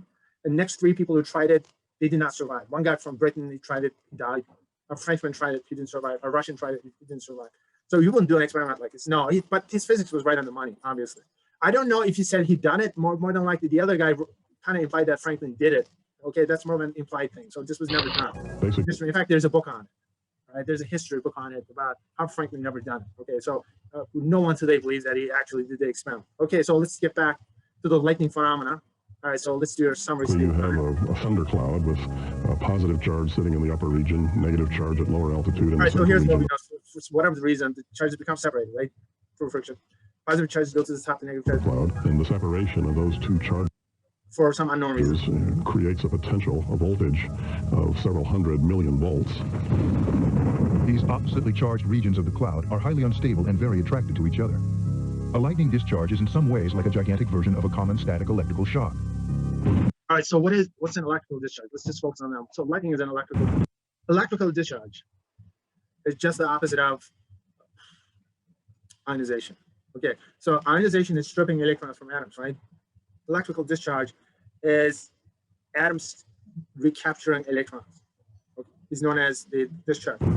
So in the discharge, so you got these positive ions coming down, the negative ions or electrons going up. So what's going to happen is they're going to be highly attracted to each other. So these positively charged atoms will capture electrons. So the positive charged atoms capturing electrons is known as the discharge. All right, so what happens during the discharge process is you're going to end up getting a tremendous amount of light. You're going to end up getting heat. On top of that, you're going to end up getting sound. Right? Occur within the boom. cloud. So the lightning is. They're called intra-cloud lightning. When the negative charge in one cloud flows to the positive charge in another, the result is cloud-to-cloud discharge. Sometimes the negative charge in the ground, especially in tall structures, will jump directly to the positive charge in the top of the cloud. All right, now I love this visualization. All right, so you guys will remember it when we get to it. Notice that the Earth is slightly negatively charged. Okay, so the next question is, how do we know it? We'll get to it at some point. So the Earth is slightly negatively charged. Believe it or not, you are also slightly negatively charged. But the notice that the bottom of the clouds are also negatively charged. deadliest discharges are cloud-to-cloud. So as soon as the bottom of the clouds become negatively charged, what happens? The Earth becomes polarized, right? So it's just going to negative charge at the bottom of the clouds will pull the positive charge. Strikes. So notice that the surface of the Earth is The Earth has a slightly positive charge through polarization. So I want you guys to kind of focus on what happens to the tree. So what happens to the tree is also going to what's going to happen to you at some negative charge, but the powerful negative charges at the base of the storm clouds repel the negative charge, causing so the tree becomes polarized. the ground to become positive. So the top of the tree is going to become positive charge. Same thing is going to happen to you. All right, so the top of your body will become positive charge. When the attraction between because of polarization, these charges becomes strong enough, there is a spark. All right, so let's just focus on, okay, before we talk about the light, the heat, and the sound, let's check to see if the lightning originates from the clouds or the ground. When observed with the naked eye, lightning appears to travel from the clouds directly to the ground. But recent advances in video camera technology reveal that the anatomy of lightning is much more complex. This is the U.S. Air Force Atmospheric Research Center in Colorado Springs. Our field of view lights up. That's the main part of the lightning strike that your eye will catch. The new generation of cameras has enabled scientists to record a strike that lasts just a fraction of a second and play it back over 200 times slower to analyze its detail. These super slow motion images show the step leader making a connection with the ground. The entire charge then drains from the cloud above, seen as a series of pulses. Using the latest camera technology, scientists are beginning to unravel the mysteries of lightning. All right, so speaking of lightning, let's go over the concept.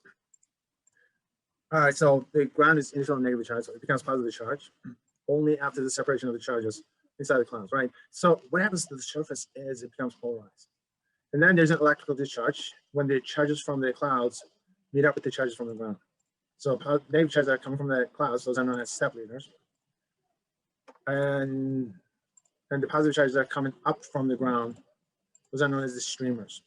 All right, so what's happening is, so the negative charges are coming down, right? Imagine that negative charges are just the free electrons just coming down because they just got stripped. And the positive charges are going up. Okay, so those are the positive ions. So, which means that the atoms, positive charged atoms, will end up grabbing electrons or negative charges coming from the clouds. They will be highly attracted to each other. So what's going to happen? The electron is going to end up snapping into the atom. And these things are moving fairly fast, all right? Hundreds of thousands of miles per hour. So they got tremendous amount of kinetic energy.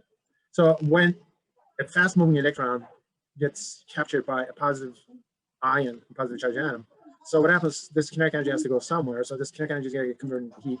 It gets converted into light, and then it gets converted into sound. Okay, so this conversion, kinetic energy of the electrons as well as the atoms will get converted into heat, light, and sound. So the question is, how does that happen? So number one, where do you get the heat from? Where do you get the light from? So where do you get the sound from? So we have to kind of explain that as well. All right, so the first thing that we need to talk about is light. So when the electron is coming down, this electron is moving at extremely high speeds. So what happens, as soon as it's captured, it's going to try to free itself. So what happens, it starts to jump around inside the atom. That's known as the quantum jump. When the electron is jumping around inside the atom, it starts to lose energy in the form of light. All right, so it's got tremendous amount of kinetic energy. The electron undergoing quantum jumps inside the atom is what generates light. So where do you get the heat from? When the electron is jumping around, what happens to the atom is the atom is going to start to vibrate. All right, that vibration creates a different type of energy. This is known as heat. So you end up getting the heat from the vibration of the atoms of the molecules. The light comes from the electron just jumping inside the atom. All right, so it undergoes quantum jump. It's going to give you that. Where do you end up getting the sound from? It's straightforward, guys. The temperatures rise up within the lightning bolt. Temperatures kind of go up to the temperature at the surface of the sun. In fact, it's going to be hotter than that. So you end up getting this plasma. So what happens, all of a sudden, the air becomes superheated. So you end up getting an expansion. It creates a vacuum, and then boom, the air rushes into the vacuum, so you end up having these molecules colliding. As a result, you end up getting the sound. All right, so that explains it. Okay, now a couple of things which are not really understood. I made it sound really, really easy at this point. Okay, so let's talk about the stuff. Okay, so the electron jumping around inside the atom is going to give you the light. While the electron is jumping around, obviously that's going to cause the atom to vibrate. The vibration of the atom, the molecule is going to give you heat, and obviously it creates a vacuum. Sudden plasma, sudden heating of the air is just going to cause an expansion, creates a vacuum, and then the air is going to rush back into the vacuum. So you end up getting the clapping sound. Well, you got the step leaders coming from the negative charges that are coming from the clouds, obviously. So those are known as step leaders. Streamers are going up. All right, so then when the streamers and the step leaders meet, the lightning is born. So this explains the lightning phenomenon right there. Okay, so the thing that you guys are not realizing at this point, the reason why you're not realizing it is because it's a visual explanation. It looks like I'm providing you a complete explanation, which I'm not. I'm kind of fooling you into thinking that you actually understand something. All right, what's missing in this explanation is these positive charges going up the bolt, lightning bolt, is not the same as the positive charges at the surface. Guys, the positive charges at the surface that you're looking at, the surface is still neutral. All right, these atoms, the molecules making up the surface are still intact. These are still neutral atoms. What you're looking at, you got positive ions going up. So the question is, where do we get these positive ions from?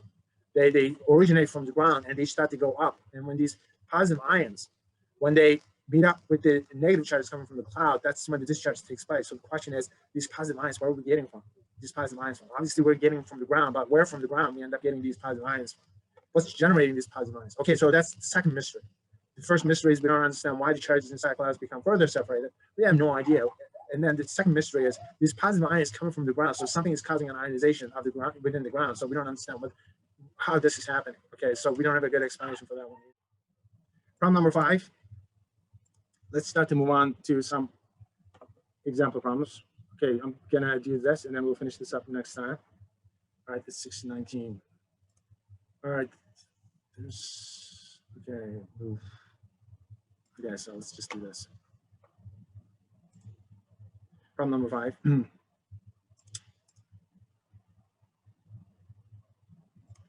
right, I'm just gonna let this just play out so that I know what I'm looking at. All right, so we have this charge. It's got a mass in terms of grams. All right, so it's got a very small amount of mass. There's got to be an electric field along the x direction.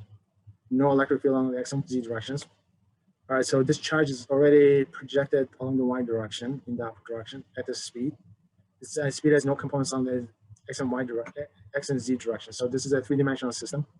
So we want to know how fast it's moving 3 seconds later. Okay, so the best thing to do is draw this out first. All right, so it's a 3-dimensional system. So I'm just gonna take a look at a 2-dimensional projection of it. So you got your x and y axes. Electric field is along the x direction, so that's your electric field. And it's projected along the y direction, so it's going to be projected into this space. This is a positive charge. It's projected in the opposite direction with an initial speed, so this becomes the initial speed of that. So you project this particle in the opposite direction. It's got an initial speed. And within this region, there's an electric field from left to right. So it's going to experience a force in the direction of the electric field, so it's going to actually curve in the direction of the electric field. So you will get projectile motion in that direction, in essence. All right, so the electric field acting on the charge is going to use a force on it along the x direction.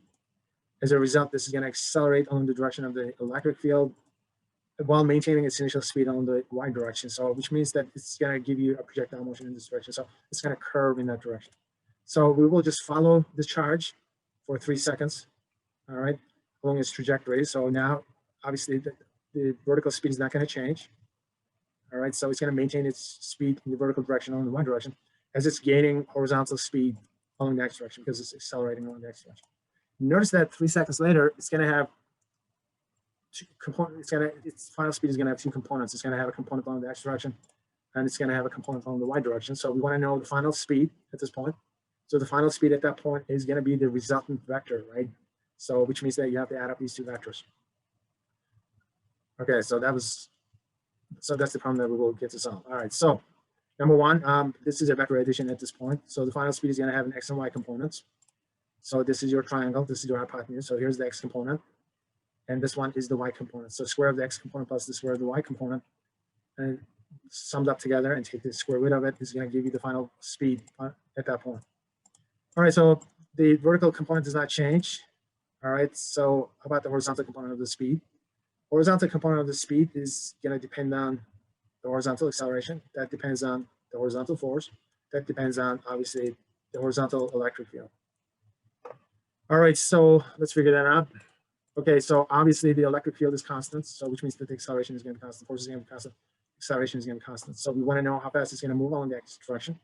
3 seconds later, so it makes sense to use the second of the kinematics equations for that purpose. All right, so we need to figure out the acceleration. All right, so the first thing to do is just figure out the acceleration right there. All right, so the acceleration along the x direction. Okay, what am I doing? Okay, so acceleration times time is going to give the final speed, so you can just put it into that equation, which means that let's just back up. Okay, so we're looking for expressions for this one. So final velocity is going to be the same as the initial velocity along the y direction. Final velocity along the x direction, you get it from this formula. There's no initial speed along the x direction, so this term goes to 0. So the final speed depends on the acceleration along the x direction times time. All right, so do a back substitution into that formula. Okay, so what else do we need for that? And so we got the initial velocity along the y direction. We got the time, which is 3 seconds. We don't know the acceleration at this point, but we know how to get the acceleration. You know the acceleration is caused by a force. All right, so force is the electric field acting on the charge is going to generate the force. Solve for the acceleration, do a back substitution. And that's it. I'm not going to worry about plugging in the numbers at this moment. Okay. All right, so we will have a bunch of formulas regarding the strength of electric fields, depending upon different distributions. The simplest one that we will focus on, and this is how we will finish up this chapter, is the electric field due to a point charge. Okay, so you cannot solve these problems blindly. So what is the electric field due to a point charge? All right, guys, this external electric field acting on this charge is going to induce a force on it. So we discussed that already. All right, so what I'm going to do, I'm just going to isolate an expression for the electric field. So that's the force per unit charge is going to be the electric field. All right, and the force expression for a force, this is the Coulombs law, is going to be this. Okay, but notice that there's Q naught and there's no Q naught here. So, which means that there are 2 charges here, and this represents the force between 2 charges.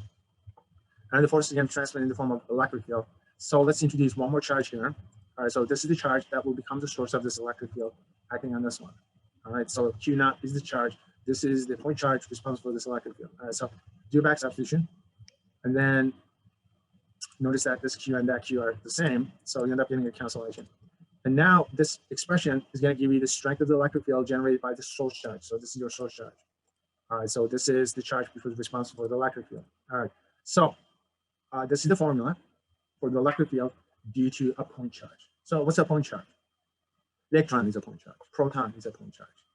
Ionized atom is a point charge. Ionized molecule is a point charge. All right, so that's what it means. Anything that looks like a point is known as a point charge. So it's going to be a clump. Assumption is always going to be spherical in shape. All right, so that's what it is. All right, so what is the strength of the electric field at this point? All right, P refers to the point. Okay, so this formula tells you about the strength of the electric field at this point. So what it says is the strength of the electric field at this point is going to depend on the magnitude of the charge, the value of the charge. And then this strength is going to diminish with distance. This is the radial distance, is the square of the distance. So further away you get from the charge, weaker the field is going to become. All right, so this strength of the electric field is related to that. All right, so that's the formula we get to use if it's a point charge. All right, so further away you get from the point charge, the weaker it's going to become. Closer you get to the point charge, the stronger the electric field is going to become. So you can just graph this. Obviously, the strength of the electric field is a function of r, radial distance. All right, so closer you get to the charge, the stronger the field is. Further away you get from the charge, the weaker the field is going to become. So, all right, so that's as far as we will go. All right, so once again, every time you see this formula, understand that you are dealing with point charges. Point charges, guys. This formula is only for point charges, for nothing else. All right, so if it's a point charge, that's the formula we will get to use. All right, a couple of simple examples. This is more of a generic example of how you would solve a problem like this. Okay, so imagine that you have 2 charges near each other, positive and negative. And then let's take a look at the magnitude of the electric field at this point due to these 2 charges. All right, so positive charge is the emitter. So it's going to emit the electric field in the radial direction, in this direction to the right. So electric field due to the positive charge is going to point towards the right. And the electric field for the negative charge is going to point towards the negative charge. So it's going to be pointing to the left. So due to the positive charge, it's pointing to the right. Due to the negative charge, it's going to be pointing to the left. All right, so remember, these are vectors. So which means that you can vector add, we can do a vector addition. If you're trying to figure out the total electric field at this point. So what we'll do is just do sum up the electric fields, strength of the electric, sum up the electric fields at point P. Positive charge, the electric field due to positive charges to the right. Electric field due to the negative charges to the left. All right, and then these are both of them are point charges. All right, so we will get to use the point charge formula. For R, obviously, we're looking at the distance between positive charge and point P. So I'm going to use R sub plus for that. If it's a negative charge, obviously, you're looking at this distance. So we'll call that R sub minus. Okay, and then the rest of it is just finish it up. All right, so this was more of a generic example. So let's take a look at a numeric example for this one. And then I'm going to assign a problem for you guys to finish up as you're studying for this test. All right, so once again, it's the same setup, positive and negative charges. Let's take a look at the strength of the electric field at point P. So this is the point. For the positive charge, the electric field is going to be pointing to the right. For the negative charge, the electric field is going to be pointing towards it to the left. R1 is going to be the distance from the positive charge to that point. R2 is the distance from the negative charge to that point. All right, so let's get the numbers, just made up numbers. Q1 is going to be 3 coulombs. This is going to be -2. This is in terms of meters. This is 2 meters. This is 1 meter. Good enough. So what's the total value, strength of the electric field at point P? All right, so what do we do? It's vector addition at this point. To the right, this is positive. To the left, that's going to be negative. So just sum them up. All right, so positive E minus E2, that's it. These are point charges. All right, so this is electric field due to the first charge. This is electric field due to the second charge. All right, one of the things that you need to notice, guys, this is negative. Notice that I'm not using a negative here. All right, so make sure for charges, you're using the absolute values. Okay, whether you want positive or negative, these are vectors. It just depends on the direction. So if it's to the right, it's positive. To the left, it's going to be negative.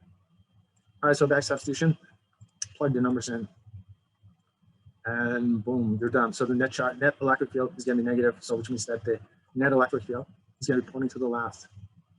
All right, so that's how these problems are done. All right, for you guys, this is problem number 3. Just work on it. You may have a test question similar to this one. I'm going to give you a setup for it. All right, so what we have, you get a positive charge, you get a negative charge. All right, so by using this figure on the side, which is this one. Okay, so at which point on the x-axis, so this is the x-axis that you're looking at, the net electric field will be 0 along the axis. Okay, you will also have a bunch of multiple choice questions. Okay, so you have to kind of make a decision. So at which point do you think that the electric field is going to be 0 along the x-axis? Do you think it's going to be on this side? Do you think it's going to be in between? Do you think it's going to be on the right-hand side? So you have to kind of make a decision. All right. I'm looking at the values of the charges. I would think that the electric field is probably going to be 0. This is 8 times larger. This is 4 times larger than this one. So you can't. It won't be 0 on the side because this charge is 4 times smaller. Obviously, it's not going to be 0 in between. In both cases, the electric fields are going to be pointing to the right. So it's got to be on the right-hand side somewhere. Okay. So make a decision while you're solving the problem. So at what point along the x-axis, the electric field is going to be 0. All right, so here's the distance with respect to positive charge. Here's the distance with respect to the negative charge to this point P. I don't see the P right now, that's fine.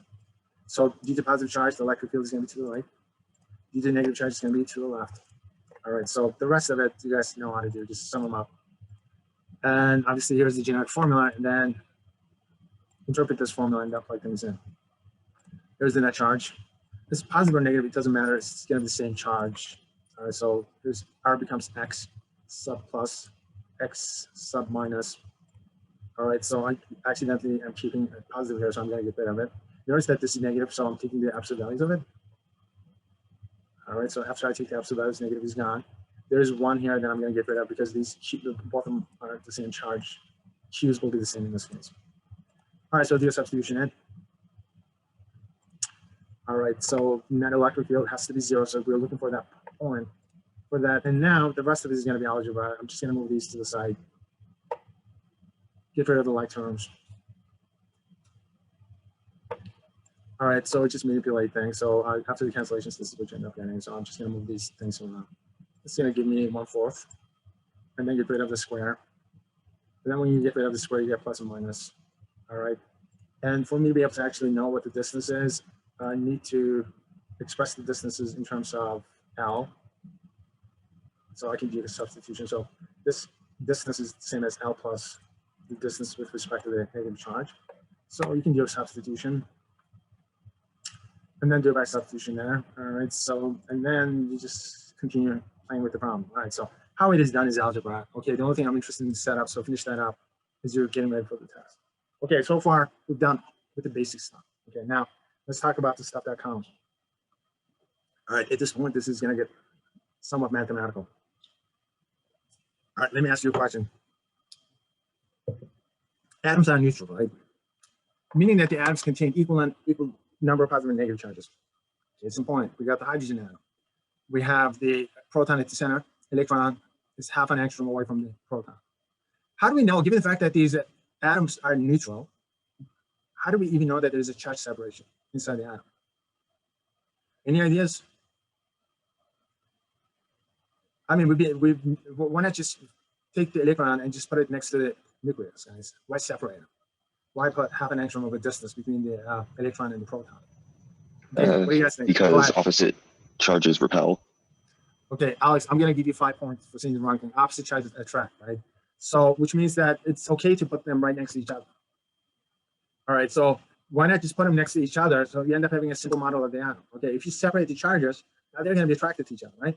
So in order to prevent the electron from collapsing into the nucleus, you got to make sure that it's moving real fast. How fast is 5 million miles per hour, guys? It's a really complicated system almost. It's a neutral atom. I understand it. So just get a positive and negative charge. They got the equal value. Just put them next to each other. You're done. Okay. So the reason why they did not do that is because through scattering experiments, they knew that the atoms had a size.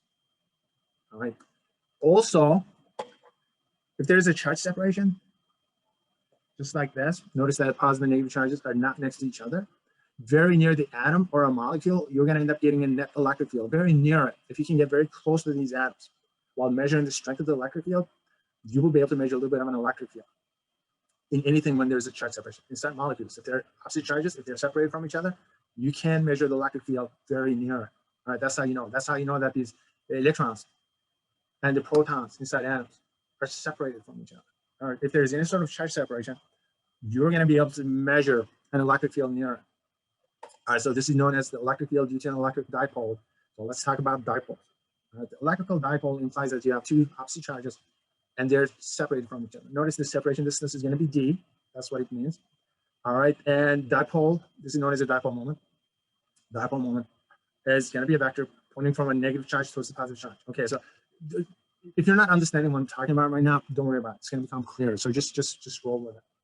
Okay, when we repeat this stuff, it's going to start to make perfect sense. All right, so if the charges are not next to each other, but near each other, notice that there's a separation distance. There's going to be a dipole moment between these two charges. What that means is there's going to be a net electric field near this region.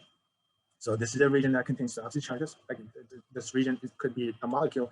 This is the region inside a molecule, or it could be a region inside an atom, but you do have a clear separation of the charges. Despite the fact that this region is going to look neutral from a certain distance away, when you come very close to that region, all of a sudden you're going to start to pick up a net electric field. All right, so take a look at this. Notice that these two charges are separated. And you can take a look at the value of the total electric field at this point. All right, so positive and negative charges have equal value. Electric field due to the negative charge is going to point in the downward direction. Electric field due to a positive charge is going to point in the upward direction. Notice that the value of the electric field in the upward direction is larger because the positive charge is closer to this point than the negative charge. Right at this point, we will actually pick up an electric field value. All right, so the question is, what is the value of the electric field due to an electrical dipole? When we say dipole, that means dipole moment. Well, what that means is when there's a separation between charges of neutral atoms or the molecules or whatever. Okay, so how do you compute the value of the electric field near this charged object, near this neutral object? More like it. I don't want to. All right, I don't want the music. Okay, so these are known as derivations. Okay, so a lot of what I'm going to be doing right now, this is the sort of stuff that you will see on the actual credit portion of the test. Okay, I tend to be very particular about what I want and how I want it. Okay, so because this is, and the reason is because you will get to take this course over again at a higher level when you guys transfer out under the heading of ENM or electromagnetic theory. That's the way it is. And the way you will do solve problems will always going to be like this. At this level, we do things numerically, obviously. At the next level, they are going to want to make sure that you can solve these problems. It's not like find the formula and plug the numbers in. Okay, so you will have to show work and you have to do work. All right, so we're going to try to figure out the electric field due to an electric dipole. Electric dipole means dipole moment, so you got two charges that are slightly separated from each other. That slight separation is going to cause electric field very near the charge combination. That's what it means. There's going to be a net electric field. So here's your positive charge, here's your negative charge. So they will be slightly separated from each other. All right, so due to the separation of these charges, there's going to be a net electric field at this point. Electric field due to positive charge, upward direction, negative charge, downward direction. Electric field due to the positive charge is larger than negative charge because of the proximity of the positive charge to this point is smaller. Okay, so these charges have equal value or magnitude. All right, so this is the distance with respect to positive charge to this point. All right, this is the distance with respect to negative charge to that point. Okay, so which means that this is going to allow us to use the point charge formulas. All right, so positive charge, negative charge, what else? All right, so Z direction is in the upward direction. So let's take a look at the net electric field on the Z direction. All right, so electric field in the upward direction positive, downward direction is going to be negative. We know these are point charges, so we will get to use the point charge formulas for both of them. For the positive charge, all right, that's what we use. For the negative charge, that's what we use. So don't realize that, just realize that the subscript is for the positive, this is for the negative. Now, Q positive and Q negative, both of them will have equal values, so which means that Q will be the same. All right, so that's the point that I'm making here. So I'll do a back substitution. All right, so K and Q are common for both electric fields in both formulas, so you can factor them out. Okay, and okay, so at this point it's going to get kind of cute. A couple of things that I have to emphasize. All right, this R is this distance for the positive, for the negative is going to be that distance. All right, then now we have to express these distances in terms of the separation distance between these two charges. All right, so I'm going to add the Z axes into the combination. So now we have to put everything on the X, Y, Z coordinate system. So the Z coordinate system is the one that we will focus on. Every time you're dealing with forces of vectors, make sure that you get your coordinate system properly specified. So I'm going to place the origin of the Z coordinate system right here, right in the middle of these two charges. And D is going to represent the separation distance between these two charges. So this R, the radial distance to point P with respect to these two charges will get expressed in terms of Z and D in essence. All right. So for the positive charge, what do we have? All right, so it's going to be Z minus, okay, so we will get to express in terms of Z. All right, so we're looking at this distance. We have to express this distance in terms of Z and D. All right, so this is going to be Z minus D divided by 2, so half the distance. All right, so that's going to give you R plus, that's what it means. So R minus, R sub minus is going to be, it's going to be Z plus D plus, it's going to be plus D divided by 2. It's tough to talk right now. Okay. So everything is expressed in terms of Z and D. All right, so this is going to allow us to do the computations better because we end up using everything on the Z direction. So Z axis becomes our reference axis. And then we're expressing everything in terms of the separation distance between the charges. All right, so do a back substitution. All right, and now here's the reason why you guys are taking calculus. There are ways of doing these problems, and this is probably the first time you will see this method. There's something called binomial expansion. And obviously you guys are taking calculus, you will have to take differential equations. Hopefully, if you're smart before you transfer out, also take care of your linear algebra. That's something that you will get to use all the time. And then when you guys are majoring in engineering or physics, you will also have to take a specialty course, mathematics for physicists and engineers. So they will just focus on some of the mathematical methods, the techniques that you will get to use. So this is your introduction to that in essence. All right, guys, Z is going to represent the distance, the location of point P, right? And D is the separation distance between the opposite charges. Okay, so Z is going to be much larger than the separation distance between the charges. If that's the case, if Z is much larger than the separation distance between the charges, it's going to allow you to actually employ a trick called the binomial expansion. Okay, so that's the expansion that we will get to use. So the binomial expansion says, notice that D is getting much smaller than Z in both cases.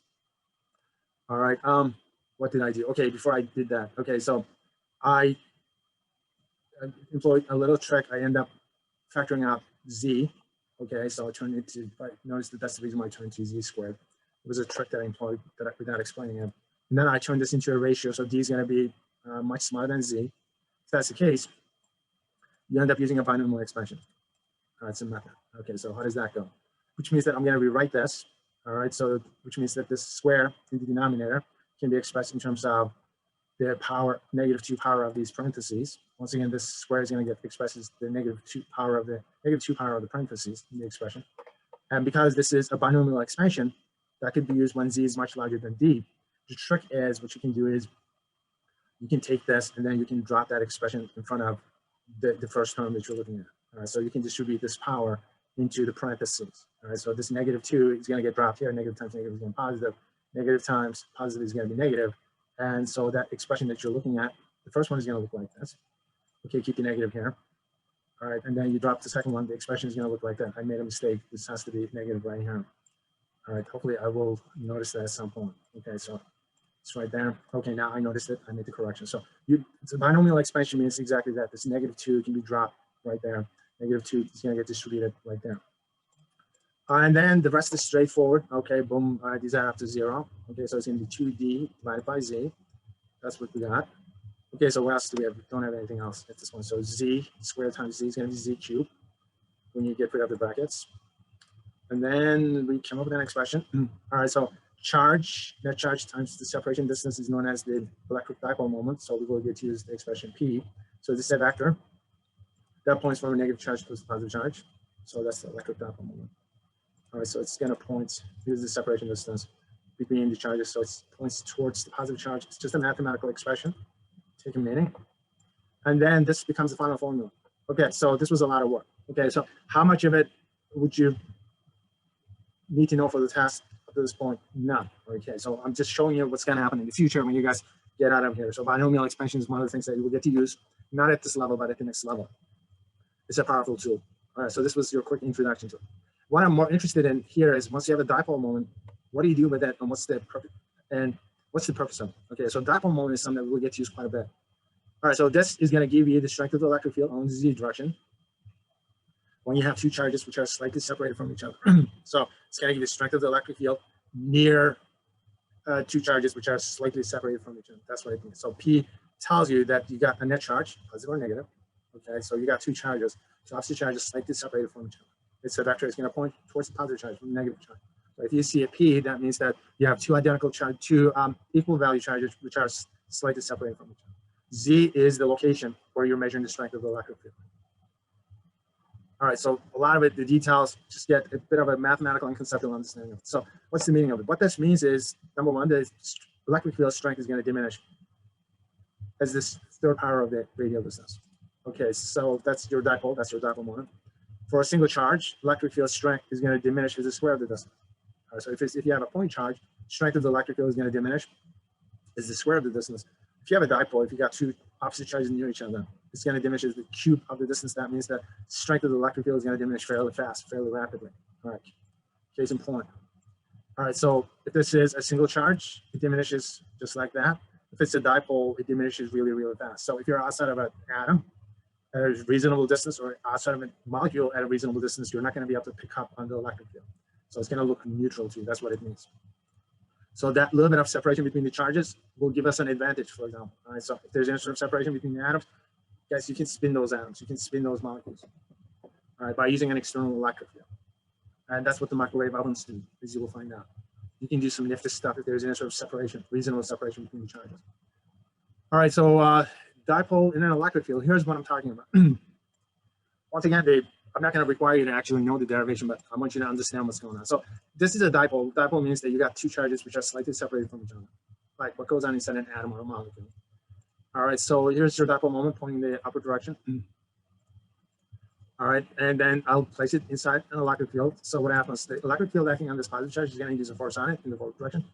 Acting on negative charge is going to induce a force on it in the opposite direction. So what happens? This thing is going to twist. It's going to spin in this direction. So you will make it twist. So it's going to experience a torque in that direction. All right, so we can come up with an expression for the torque that it's going to experience. All right, so this is, remember torque is R cross F. All right, so here's the radial distance times F. So the component of the force, which is 90 degrees to the lever arm or the radial distance, is going to be responsible for the torque. And R, in this case, the lever arm is going to be D divided by 2. All right, so that terminology I'm setting up, so I'm just going to focus on this section. So here's the charge. All right, so this is the axis of rotation. I'm just going to place it right here. So this is your axis of rotation. The force is acting on the positive charge. All right, so this thing is going to spin with respect to the axis of rotation. All right, so this is going to be the angle between the radial direction and then the external force. So the torque is R, in this case D divided by 2 cross F, so that's your cross product. All right, so R is going to be half the separation distance. And then, which means that we have to just kind of sum them up. All right, so there's going to be torque due to the force acting on this one, and there's going to be torque due to the force acting on this one. So we have to sum them up. All right, so we end up summing them up. All right, so whether the torque is positive or negative depends on the direction of the torque, the rotational force. Counterclockwise, clockwise direction is going to be negative. The counterclockwise direction is going to be positive. All right, in this case, the entire structure wants to move this way. So that's a clockwise rotation. So it's going to be a negative torque if that's the case. All right, so the force could be expressed in terms of the electric field acting on the charge. And so this could be expressed in terms of a cross product.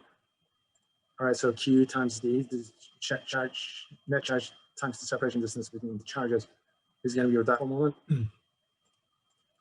And so if you draw this out as a vector, so here's the direction of the dipole moment, here's the direction of the electric field. All right, so P cross E. You end up, this is a right-hand rule. If you don't know what I'm talking about, we'll discuss right-hand rules more later. I'll give you a demonstration of it. Right now, it's not that important. This is Cal 3.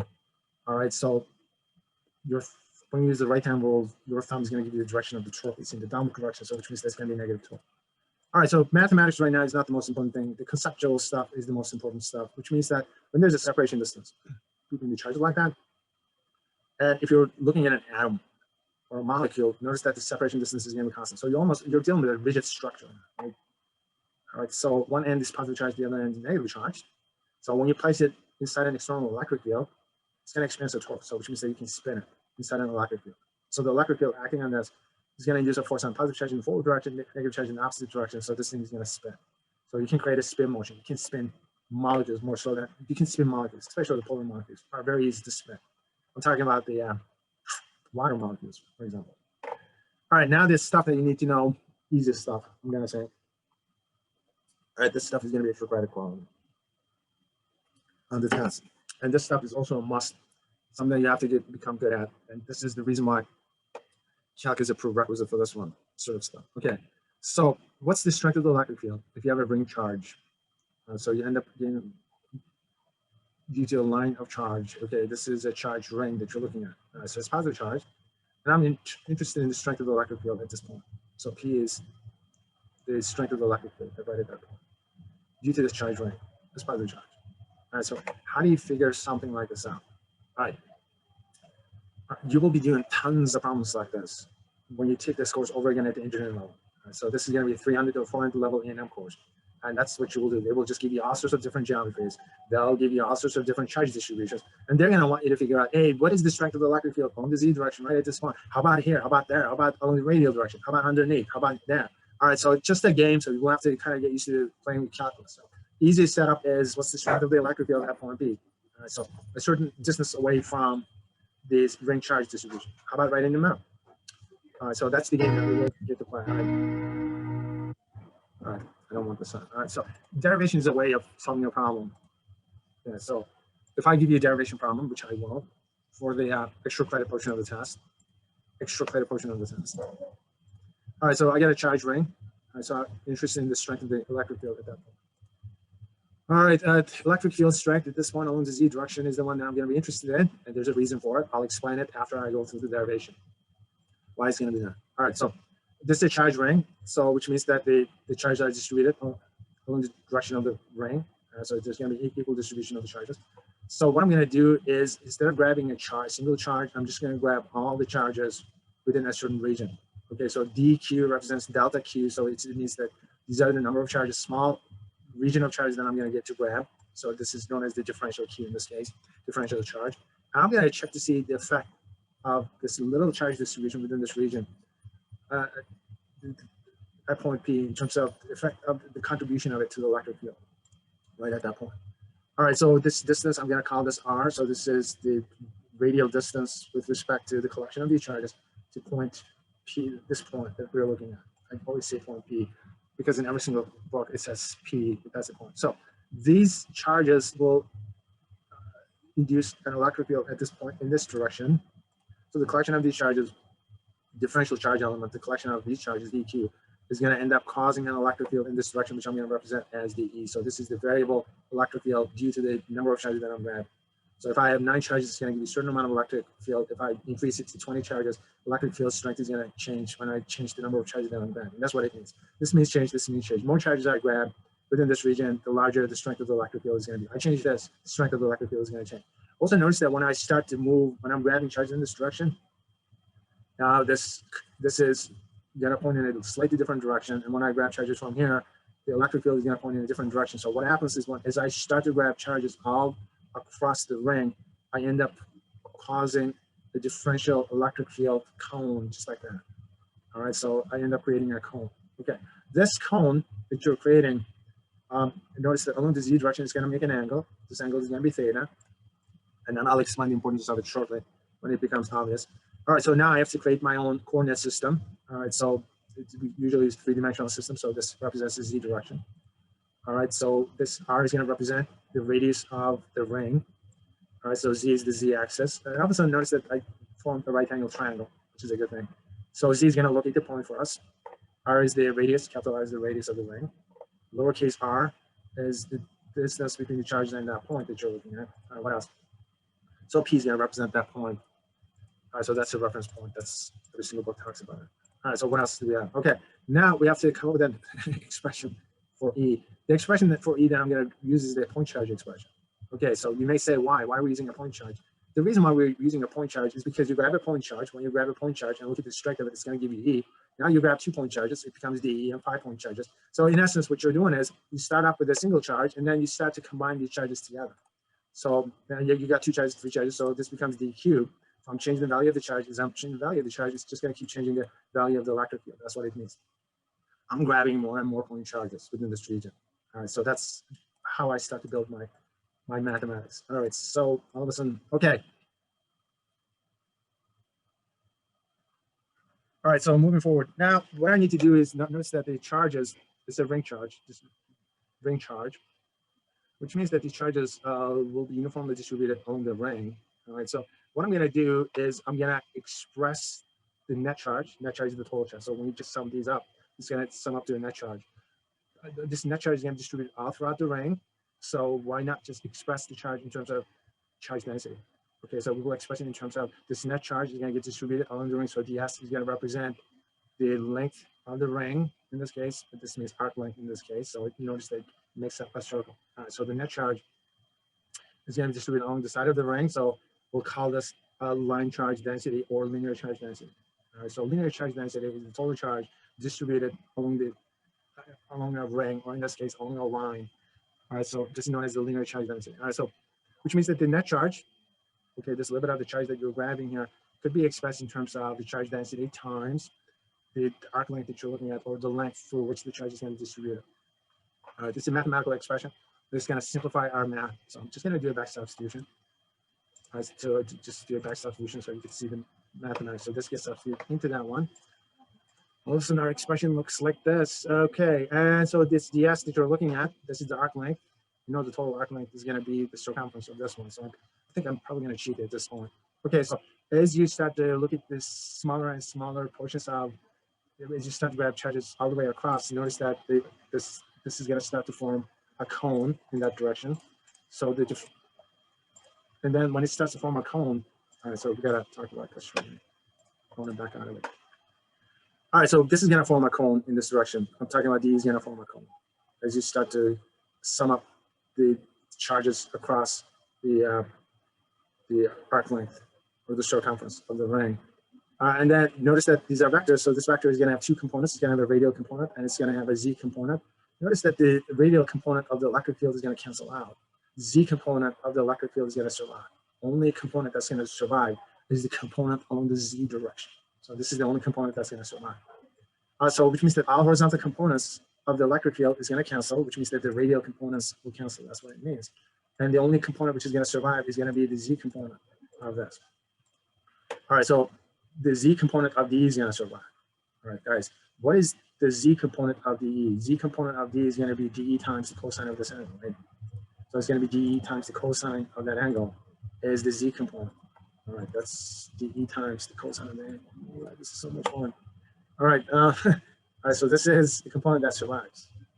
All right, so radial component is going to cancel because it picks up a cone as you start to pick up charges across the circumference of the ring. The Z component is going to survive, so which means that it's going to be dE. We have a mathematical expression for what the differential element of the electric field is. So you take the cosine of that. Yes. So now we got a bit of a problem. So which means that whatever dE was multiplied by the cosine of the angle. All right, so it's going to give us the Z component of the electric field. Okay, so where do we get the cosine of the angle from? Well, this is going to be work. All right, so where do you get the cosine of this angle from? Okay, so you got the angle, but we need to be able to get the cosine. Now we're going to employ a bit of a trick. All right, so you know this angle here is the same as this angle, right? So just write it out. So that angle is the same as this angle. Now you know what Z is. Boom. You know what R is, so that's the radius. You know what lowercase r is, so that's the distance from the charge distribution to the reference point. Okay, that's it. So normally you would know Z is going to locate the reference point for you on the Z direction. R is the radius. Lowercase r is the distance from the charges to the reference point. Okay, cool. So can you figure out the cosine? Yeah, what's the cosine? So it's going to be Z over R, right? So now we can figure that out. So the cosine of this is going to be adjacent over the hypotenuse. All right, so this you have to kind of substitute back in. I'm just going to go there. It's fun. All right, and then obviously now the differential of this is going to be the Z component. So I just changed that. So what do we have? So I'm not changing this. This is as is. For cosine, I'm going to use Z divided by R. Okay, I'm almost done, I think. All right, so R squared times R is going to be R cubed. Okay, ds is going to be our differential. Okay, so these are all constants. These are not going to change. R is this distance, so it doesn't change. I don't care where you are within the perimeter of the circumference. So the only thing that variable is your ds. So ds is your arc length. Notice that this ds is going to form the circumference. So this is going to be 2 pi capital R. So you do your integral, so that's going to give you 2 pi R cubed. All right, so what else do we have left? Just simplify. Okay. This is we're part of it. All right, so what do we do? Now we're kind of done with this, except the next step is we have to express this in terms of the total charge. Okay. Those of you guys who are taking statics, you will get to do the same thing for the mass distributions time and time again, engineering statics. All right, so you cannot express the final answer in terms of the charge density. You have to express it in terms of the total charge. All right, so the total charge is you just grab these small portions of the charges as you were collecting them, and then just sum up all the charges. It becomes the total charge. So the distribution of the charges expressed in terms of the charge density. ds is going to be your arc length in this at this moment. So it's going to be, once again, arc length is going to give you the circumference. So net charge is expressed in terms of the charge density. All right, so do a back substitution. So what do we have? You got 2 pi r, which is right here. You got lambda, which is right there. So this entire term that you're looking at becomes the net charge. So do a back substitution. All right, now we came up with an expression. So this is the strength of the electric field for due to a charge ring at a certain distance away from certain distance z away from the charge ring. All right, so that's what we got. Okay, the next step is this is more of a mathematical exercise. The step that I'm showing is really not necessary for this problem, but for future problems, this is going to become required. Okay, so z is something that you can measure. R is something that you can measure. So you don't have to worry about measuring the distance between the charge and point P in essence. So this would be the final answer for this one. Okay, so the reason why I end up expressing everything in terms of Z and capital R is because now I just want to do further analysis. Okay, so what if the point where I'm measuring the strength of the electric field is much larger than the radius of the ring? Then what happens? So what I'm going to do is I'm going to just factor out Z squared. All right, so when I factor out Z more like it, so it's going to look like this. All right, so this becomes to the third power. Okay, so there's going to be a cancellation between these two. All right, now it becomes Z squared. And then what do I want to do with this? All right, so in the limit that Z goes to infinity, so which means that the Z is going to be much, much larger than the radius of this ring. So this term is going to be 0. All right, so if this goes to infinity, the second term is going to be 0 as well. All right, that term is going to go to 0. So it looks like it's going to act like a point charge. That's what it means. Okay, there's something about it I don't like. interpretation. Anyway, so what is the strength of the electric field? Right in the middle of the ring. All right, so right in the middle of the ring, Z is going to be 0. All right, so just grab that. And the limit that Z goes to 0. So right in the middle of the ring, what's the strength of the electric field? Guys, conceptually, you know that it's going to be 0, right? All right, so all the electric field components on the R direction is going to cancel. All right, so when the Z direction is going to be 0. When Z is 0, this expression goes to 0. This expression goes to 0. Everything is going to go to 0 in essence. All right, so that was a kind of an advanced exercise. All right, so the electric field detail line charge. So this is the one that we did. All right, so this is problem number 5, detail line charge. I'm not going to do it mathematically. The only thing you have to do is, I've done the derivation. So whatever the answers that you came up with, you can just plug the numbers in for that one. All right, so this is problem number 5. So let's move on. All right, so electric field due to your charge disk. This is the one that I'm going to be interested in. This one is a little bit more along the lines of what we need to do. Okay, so this one is going to be a pain a little bit. And I want you to actually experience the pain of it. Pain of solving a problem like this. Why is it that I want you to experience it? The reason is because next week I'm going to show you a method which is going to be 100 times easier than what we're going to do using calculus. We're going to get into something called the Gauss's law. All right, so Gauss's law is the one that we will employ in the future, but at this point, we're just going to do brute force. We'll get to use calculus. And also, we will come up with a formula that we will get to use quite a bit using this derivation. So electric field due to your charge disk. All right, so number 1, you got this disk.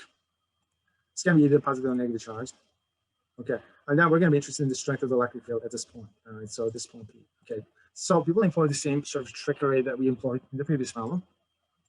All right, so just we will grab a bunch of charges together. So this is going to be our differential charge element, and then we'll check to see what kind of contribution this charge element will have at point P in terms of the electric field. So it's just this radial distance R.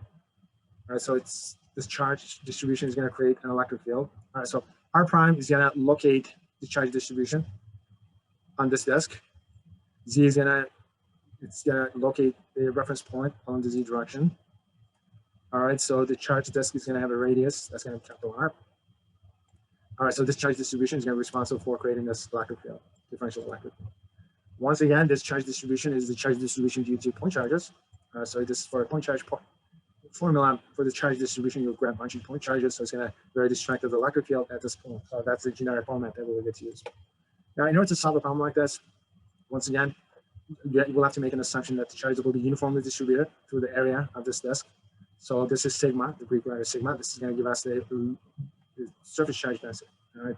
So this is known as the surface charge density. So the net charge will get distributed onto the surface. So it gives you a uniform net charge density, which means that the charges can be expressed in terms of the charge density.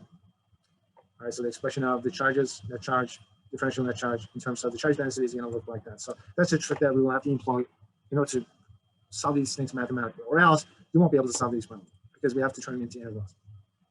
There has to be something that we are summing up. So when you're summing up the charges, you will sum up the charges in terms of things that you can measure. You can measure the area, obviously. So the area has to be expressed in terms of the charge. So when you express the area in terms of the charge, you're expressing it in terms of its charge density. All right. All right. So this expression, the electric field expression now is being expressed in terms of the differential charge. Now we're expressing it in terms of the differential of the area. All right, so moving forward, just like before, radial components of the electric field is going to cancel. The only component that's going to survive is going to be the Z component of the electric field. Once again, you have an angle here. This angle is going to be the same as that angle, so theta will be the same. So which means that now we're going to be interested in the Z component of the electric field. So the Z component of the electric field is going to be dE times the cosine of this angle. All right, so we'll make a note of it. And for D, this is the expression that we will get to use. It goes in here. For the cosine of the angle, once again, we've got our triangle here, so the cosine is going to be Z over R. All right, so it's going to be Z over R, so we'll do a back substitution. All right, so D, once again, this expression, so I'm going to pull that in. All right, so now on the right-hand side, obviously dA is your differential area, so we will have to express dA as an integral for it to make sense. All right, so now we have to keep track of things. Okay, I'm just trying to figure out. When we do calculus at this level, we kind of do it. We kind of take shortcuts without you guys realizing. So I'm going to show you a trick for you guys. When at the next level up, though, they will want you to do this in a lot more formalized sort of manner, formalized sort of way. All right, they put everything on a really solid mathematical track. And they want you to actually stick with the formality. Here, being a physicist, I'm just gonna go loosey-goosey a little bit. I want to show you a couple of things that you should know from calculus. All right, guys. Area. In essence, you're dealing with a circle. All right. So within this circle, the charges are distributed uniformly. So you can express an area in terms of a differential area. So what you need to do is you need to take the derivative of the left-hand side as well as the right-hand side. All right. So you differentiate the left-hand side as well as the right-hand side. Okay. I think this is something that you end up learning in Calc 2, not Calc 1. All right. So when you see, if you've already taken Calc 2, you'll remember it. So I'll differentiate the left-hand side. So I'm going to call this dA. And obviously pi is a constant, so I'm not going to be able to change it. And I'm also going to differentiate the right-hand side. So this is going to give you 2r dr. So pi does not change. So I'm going to pull 2 in front of it. So now it drops in front of it. So now you got 2 pi r. And then I'm going to indicate that I differentiate it in terms of r. So it's going to be dr. So it's like dA divided by dr, which means that you're taking the differential of the area with respect to r. All right. So this is one of those rules, easy rules, some that you will get to use quite a bit without even noticing. So I noticed that I express the differential of the area in terms of what gets differentiated. What's getting differentiated is the radius. Okay, so because your variable is the radius in this case. All right, so the charges will be distributed all throughout the area. So this is what we do. So this becomes differential of the area is going to get expressed in terms of differential of the radius. So just do a back substitution now. Okay. The stuff in front of the integral sign, these are constants. All right, and after the integral sign, we have our variables. Okay, so now we have to clean something up. Okay. All right, so if you're not careful, it's very easy to make a lot of mistakes at this point. Okay, notice that there are 2 types of r's here, and if you're not careful, you can just confuse both of them. Okay, r prime is going to locate the charge for you, and r is going to locate the reference point for you. Okay, so you have to keep track of it.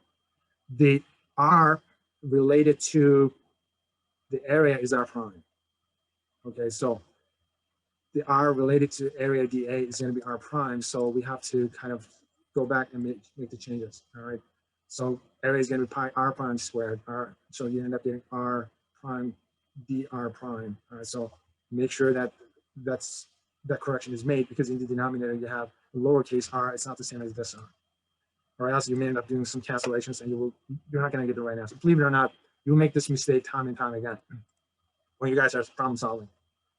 When you guys are problem solving in the future in your more advanced courses. And then you're going to wonder why you're not getting the right answer. All right, so in the denominator, you got the lowercase r. So this is the hypotenuse, obviously, of the triangle. So that could be expressed in terms of r prime. That's the radial distance that locates the charge for you. And then you got your z. All right, and that's it. All right, so this becomes your integral. All right, now you got another problem. The problem is this. You can do this integral using calculus.